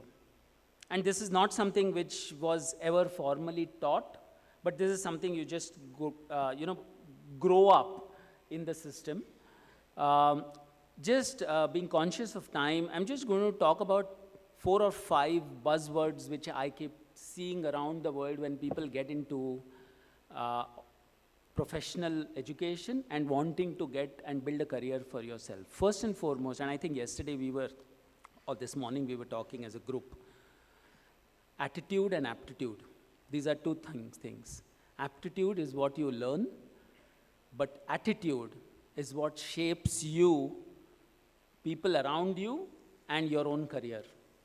90%, I mean, I have over my career, have let go of people who had the best of aptitude, best of results, quantitatively, the worst of attitudes. Who were not team players, who had issues around some certain lenses around moral and ethical. So attitude over aptitude, and don't worry too much about it, because the system here, just embrace the system. Your attitude will be set right, number 1.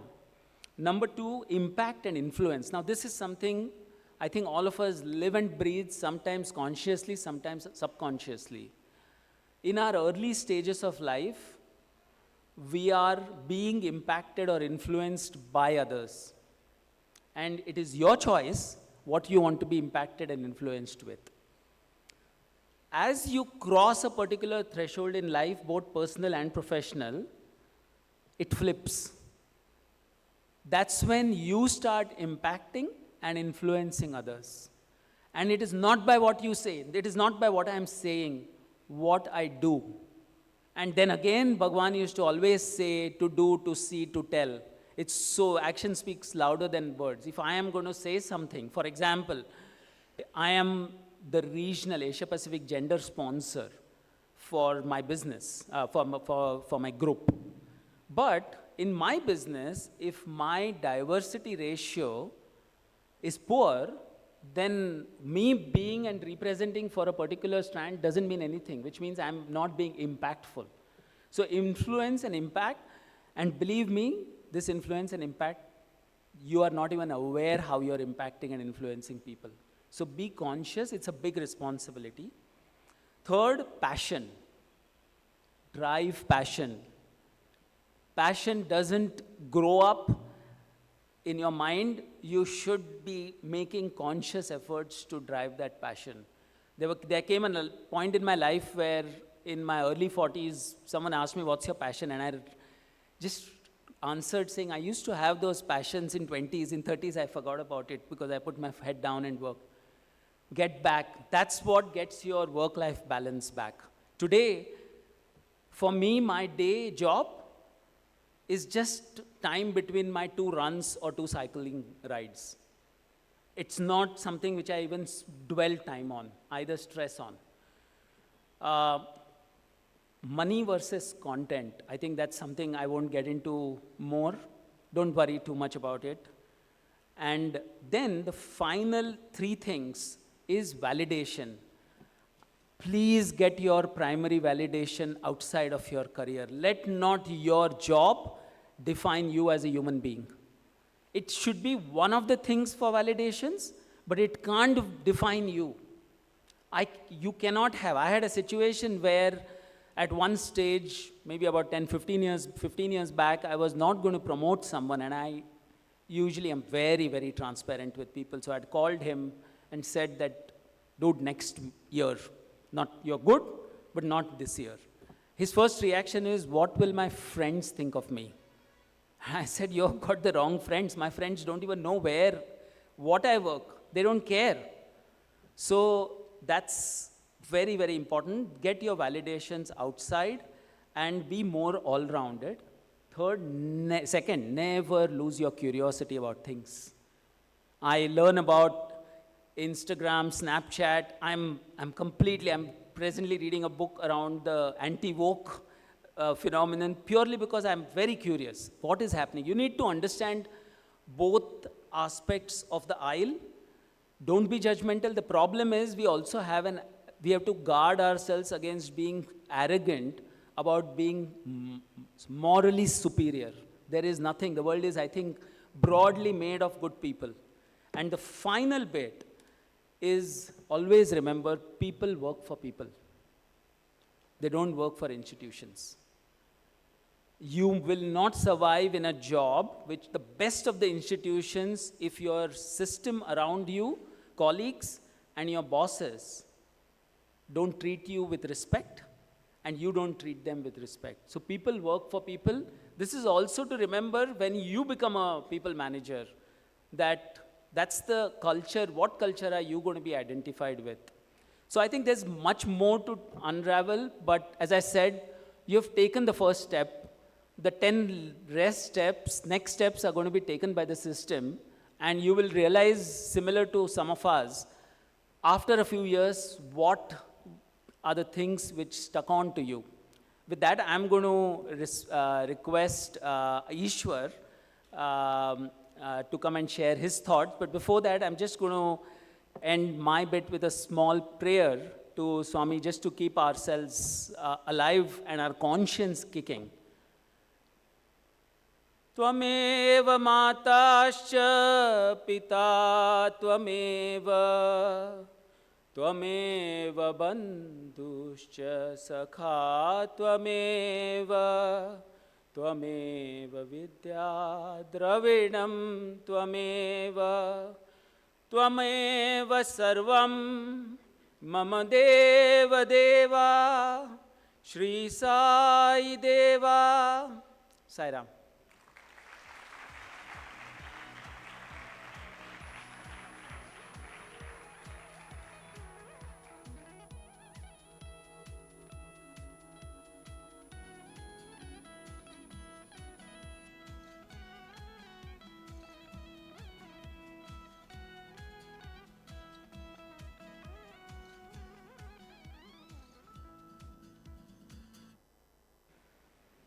Pranams at the lotus feet.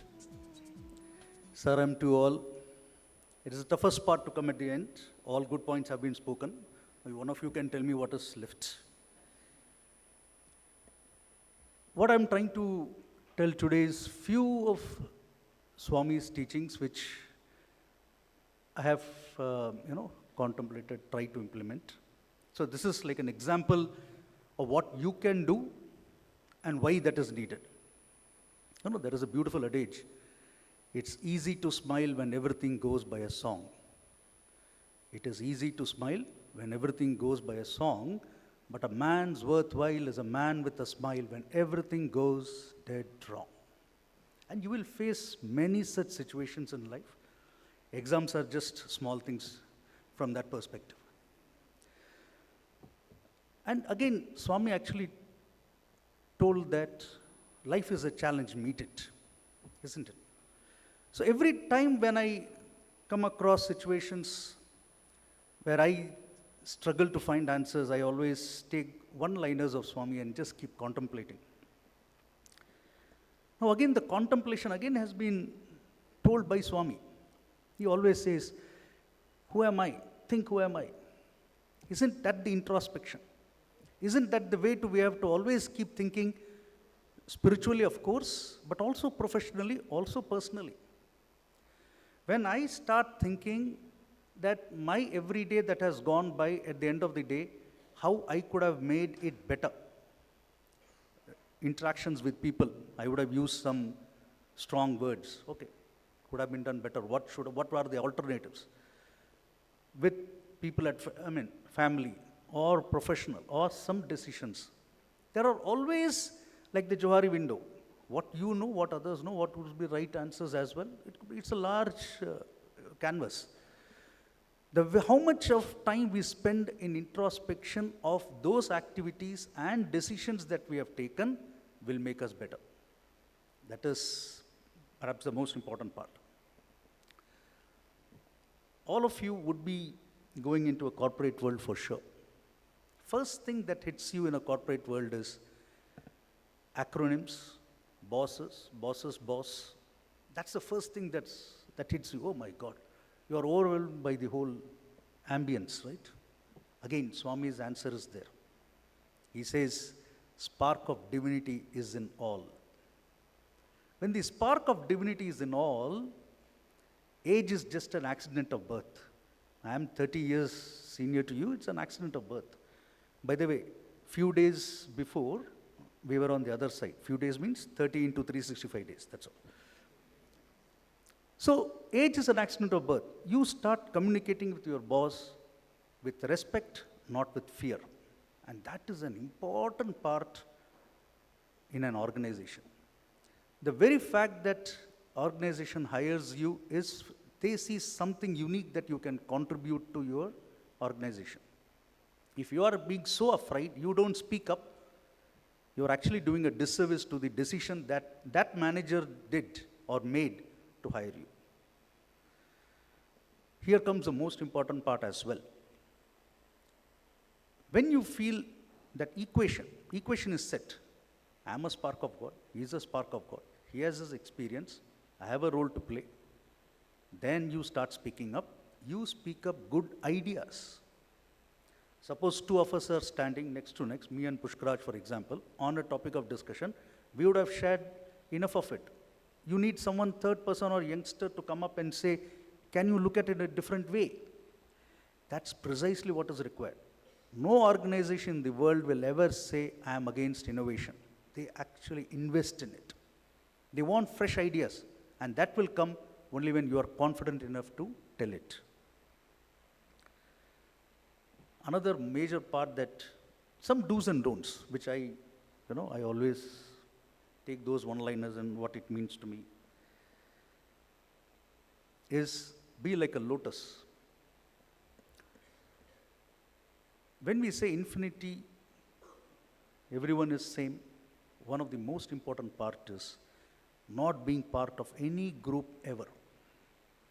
You be in good books of all, but never be in groups where you affiliate yourself to. Mr. Alok beautifully said, in everyone's career there are ups and downs. And when there are downs, you need people to support. If you are part of some group, along with the group, you will also go out. You always need to be friendly to all, but not partial to none. That's very important. Again, when we go into the same point of spark of divinity in each of us, when we see that, okay, God is infinity, he can do so much thing. If that spark is in me, can I not do many things more? You will actually deliver much more than your weight. And that is very important. Alok mentioned multiple roles he has taken.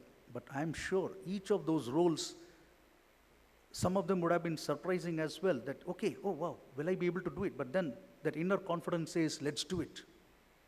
You are never prepared for a particular role. You just take that flexibility forward. Be flexible. That's extremely important.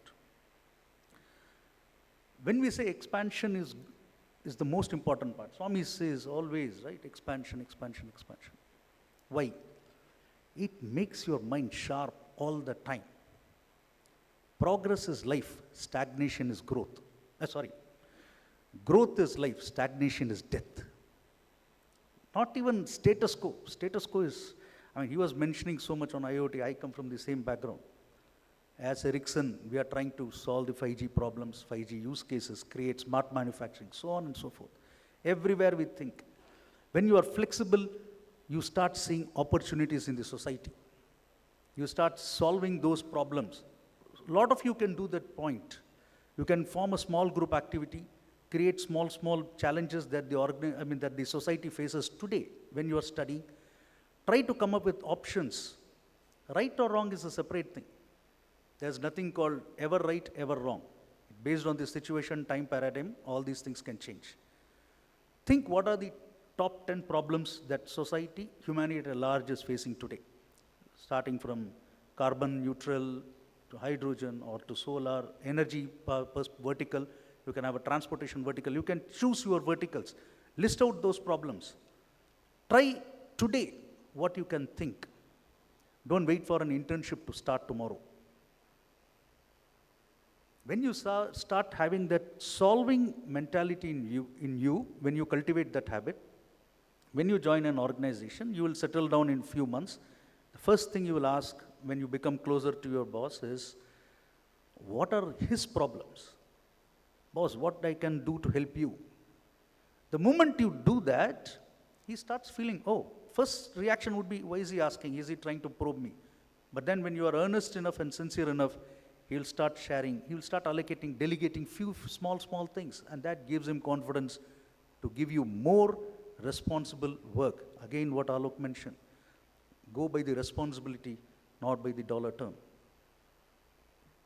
One of the most important part that always Swami says, be happy. The happiness is indicated by smile. When you see Swami's photograph, it always strikes me, twinkling eyes and a beautiful smile. I get a goosebump every time I feel that. That smile can win hearts. Same way, a part of that is in all of us as well. Go into the office with a beautiful smile. Say good morning to all. Elderly, younger, irrespective of the positions. Say good morning to all. Be happy, smile. First thing that the boss will start looking at it is, here comes a confident man. He's radiating happiness. He's cheerful. Something that every manager looks into an youngster. Don't go with a moron for them, my whole world's hunger's problem is on your head. You will never be able to solve that. When you are smiling, your colleagues think, he's a jolly good fellow. Okay, he's part of my team. They embrace you, they take you. A day will come when you will become a manager, you will have subordinates below you. When you smile from your heart, your people who are reporting to you, they will start trusting you more and more. A nice smile is an indication of a bright mind and a happy mind. Trikarma Shuddhi. All of us, we would have read so many times, Swami hearing it, we would have heard it so many times. Every organization, whether we call it EHV and so on and forth, integrity, what you promise to deliver, are you thinking on those lines? Are you delivering on those lines? Are you speaking those words? Once those things are in sequence, you will not have any problem at all. Our problem comes is when we start bringing our bias into the game, when we start changing our stance, we overcommit, under-deliver. The boss' first reaction is, man, he's not clear. Second problem is you overcommit because of your over-enthusiasm. That means as MBA grads, we have not assessed the situation properly. Have you done the analysis? Again, he mentioned about the data. Have you been thinking enough? Again, who am I? Am I being curious, what Pushkar mentioned, to get more and more facts? Have I analyzed it? Have I collated it? How will I use the data to derive a decision? Have I done a scenario analysis? There is always a best, worst, and something optimal that we can arrive at. All those tools are from within. All those tools have been communicated by Swami in one way or the other. It is for us to keep on probing all the time. Every day is an opportunity to read Swami.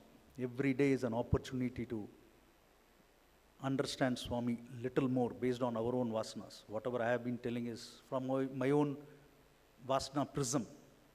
This is what I think, when I say divinity, when Swami has told spark of divinity, this is what I interpret it to be. Your interpretation could be different as well. I'll just take 1 minute. I just a personal anecdote.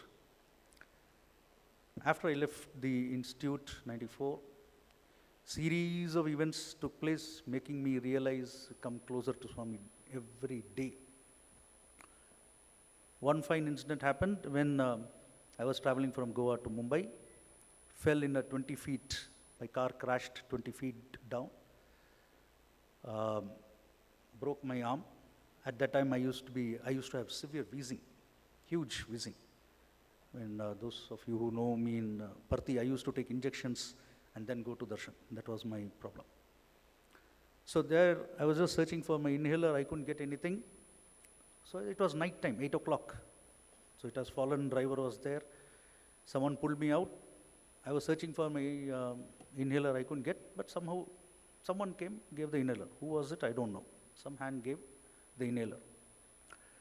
So I was taken to a Goa hospital.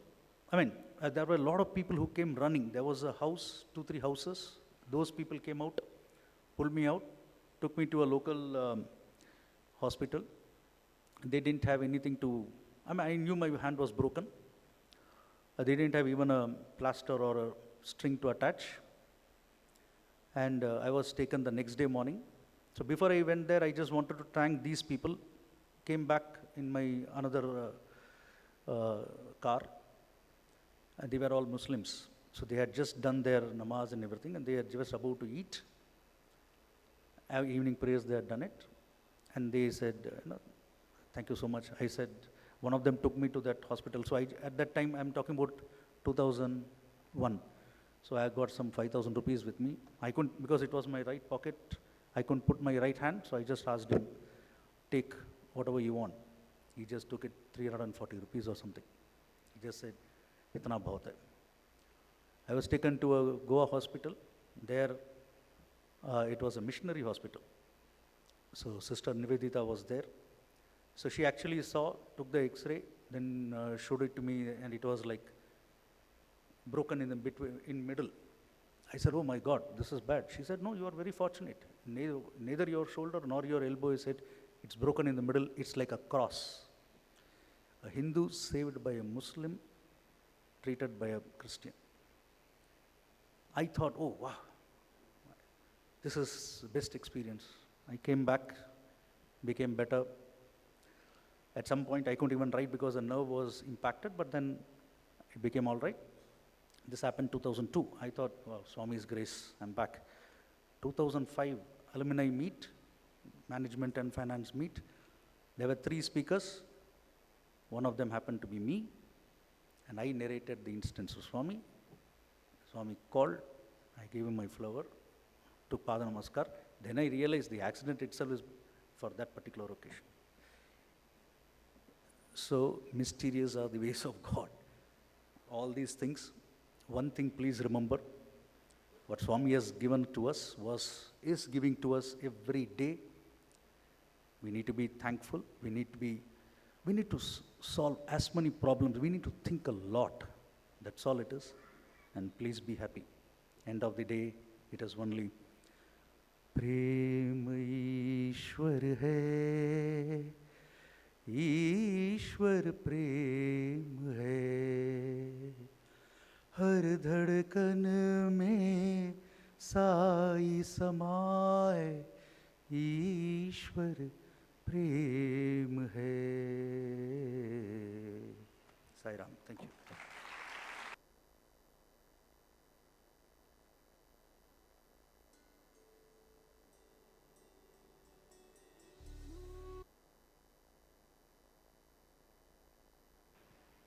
Thank you so much, brothers Pushkaraj and brother Eashwar Prasad. Brothers of the 92-94 batch, we are absolutely delighted to have all of you amidst us today on the 39th MBA day. Also, those of your batchmates who couldn't make it here physically, I'm sure they are with us in their thoughts. On behalf of the department and the university, I'd request the Vice-Chancellor and the Managing Trustee to give very small tokens of our love to each of you as I read out the names. Starting with Brother Pushkaraj Gumaste, Managing Director, Head of Corporate Banking, Asia Pacific and Middle East, Barclays Bank.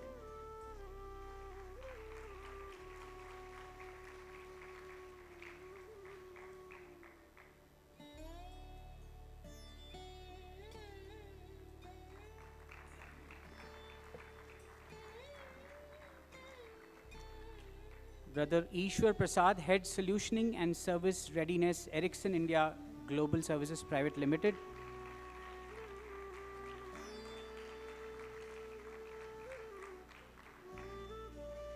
Brother Srinivas Rao, Head of Retail Risk, Emirates NBD.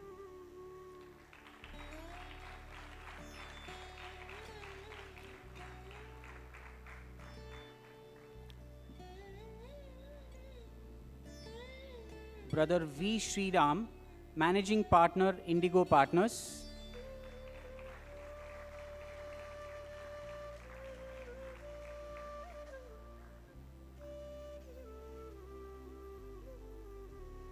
Brother Pratap, Head of Technology, Lira Health.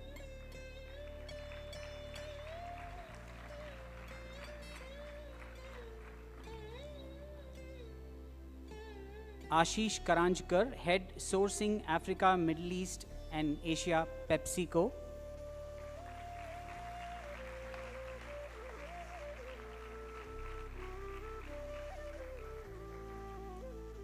Krishna Reddy, Partner at Sathvik Realty and Founder, CSR Memorial Foundation.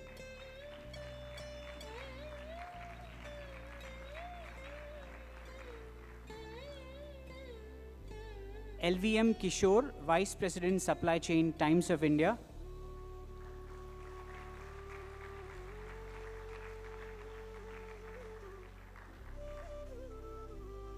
Gautam Ahuja, Head of Northern Sales, Huhtamaki.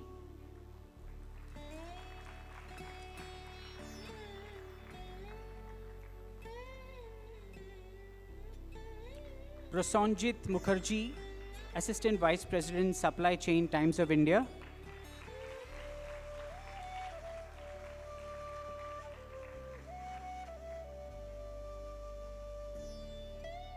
And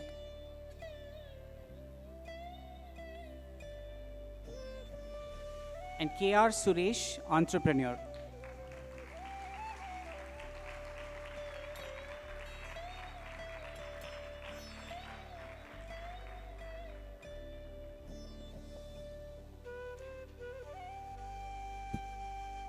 Thank you, brothers, once again for this homecoming. I now invite my colleague Rajiv to deliver the vote of thanks.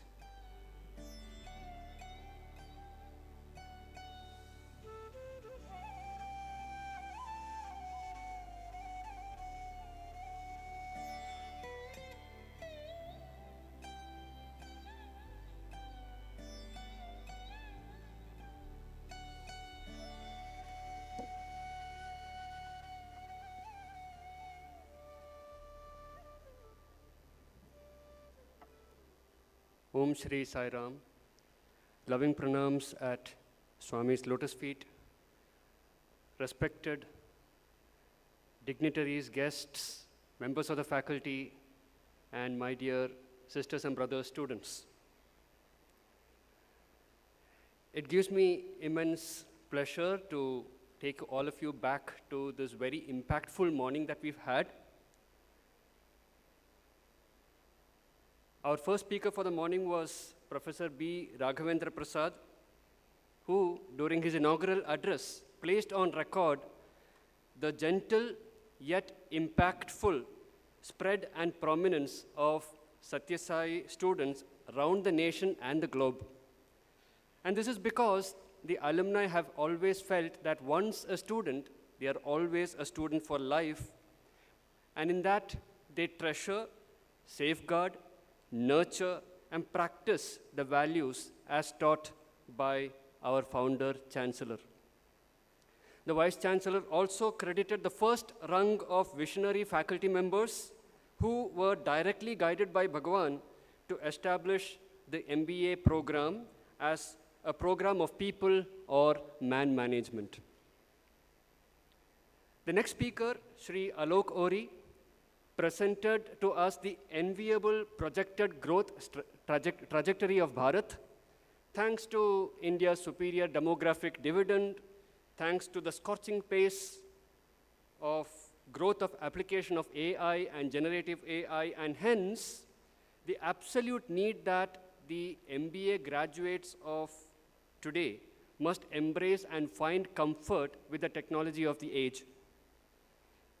Sri Alok then went on to inspire the student community gathered here with nuggets of inspiring nuggets of wisdom, such as life is all about the choices that you make, and in that not every journey is exactly the same, that we must never settle for ordinary goals, that we must always strive for excellence, and in that we must work hard on building ourselves minute by minute, that we must be self-confident and focused, and that we must bring three important things: our ethical best, the highest level of integrity, and the highest level of honesty, which are the cornerstones of professional or personal excellence. He also stated, without mincing any words, that the starting salary is not an indication of where we will be, and therefore we must not chase money, but rather chase responsibility, chase excellence, chase content of job, and chase your own goals. Above all, Sri Alok very humbly reminded all of us that what's more important is to be grateful for what we have, and that we must therefore give back to society, because what we have is not a matter of entitlement, but of privilege. Next, we had Sri R.J. Rathnakar Garu, who expressed immense satisfaction with the alumni batch of 92-94 for having made it exclusively for today's program. Through the narration of various incidents, Sri Rathnakar brought out how Swami connects with countless people from all walks of life. A network, the width and breadth and depth of which may surprise us. A network which we may take advantage of to draw inspiration and benefits.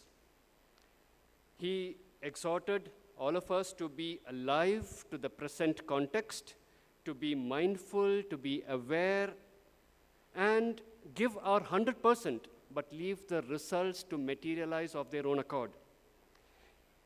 On the matter of technology, Sri Rathnakar opined that we must embrace technology, but we must also beware of the technology tricking us to a life that is less enriching.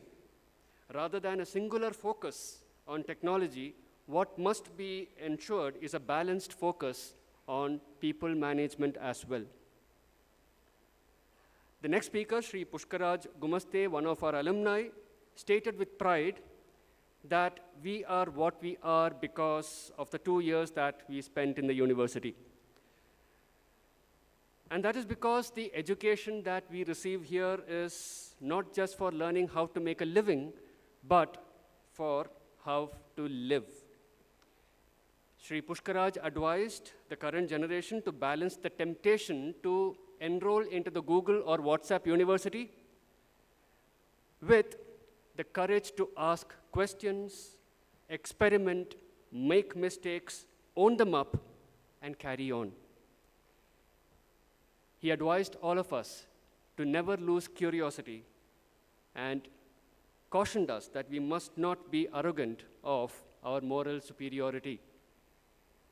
Sri Eashwar Prasad reminded us that life is a challenge and that we must meet it, and that a person of strong character is the one who can smile irrespective of whether the ship is afloat or sinking.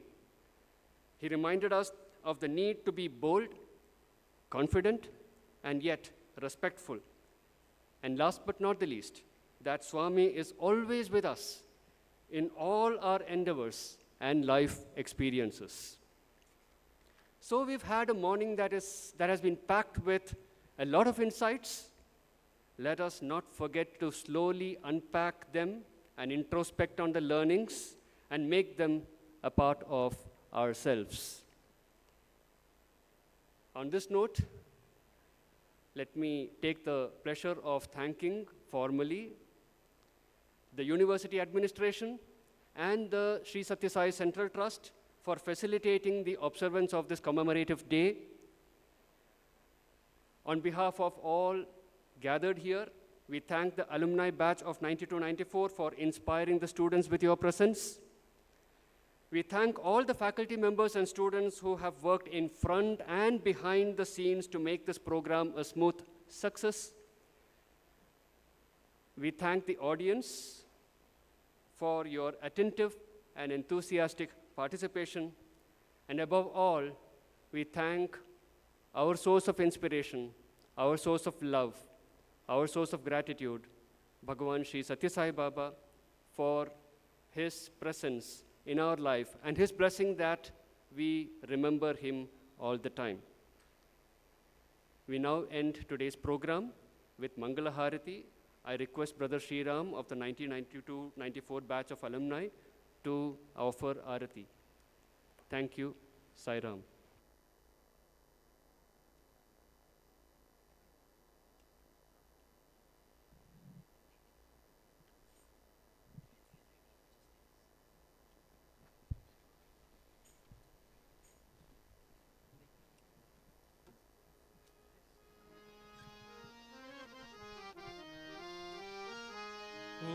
जय जगदीश हरे स्वामी सत्य साई हरे भक्त जना संरक्षक भक्त जना संरक्षक पति महेश्वरा ओम जय जगदीश हरे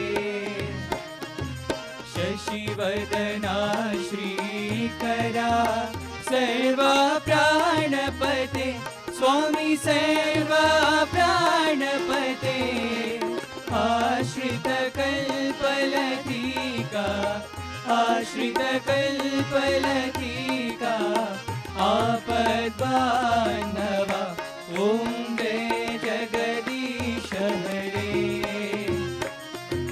माता पिता गुरुदेवमु मरियम तयोनीवे स्वामी मरियन्तयुनीवे नाद ब्रह्म जगन्नाथा नाद ब्रह्म जगन्नाथा रागेन्द्र शयना ओम जय जगदीश हरे ओंकार रूप ओजस्वी ओ साई महादेवा सत्य साई महादेवा मंगल हारति अंदुको मंगल हारति अंदुको मंदर गिरिधारी ओम जय जगदीश हरे नारायण नारायण ओम सत्य नारायण नारायण नारायण ओम नारायण नारायण ओम सत्य नारायण नारायण ओम सत्य नारायण नारायण ओम जय सद्गुरुदेवा नारायण नारायण ओम सत्य नारायण नारायण नारायण ओम नारायण नारायण ओम सत्य नारायण नारायण ओम सत्य नारायण नारायण ओम जय सद्गुरुदेवा नारायण नारायण ओम सत्य नारायण नारायण नारायण ओम नारायण नारायण ओम सत्य नारायण नारायण ओम सत्यनारायण नारायण ओम जय सद्गुरुदेवा ओम शांति शांति शांति समस्त लोकाः सुखिनो भवन्तु समस्त लोकाः सुखिनो भवन्तु समस्त लोकाः सुखिनो भवन्तु ओम शांति शांति शांति जय बोलो भगवान श्री सत्य साई बाबा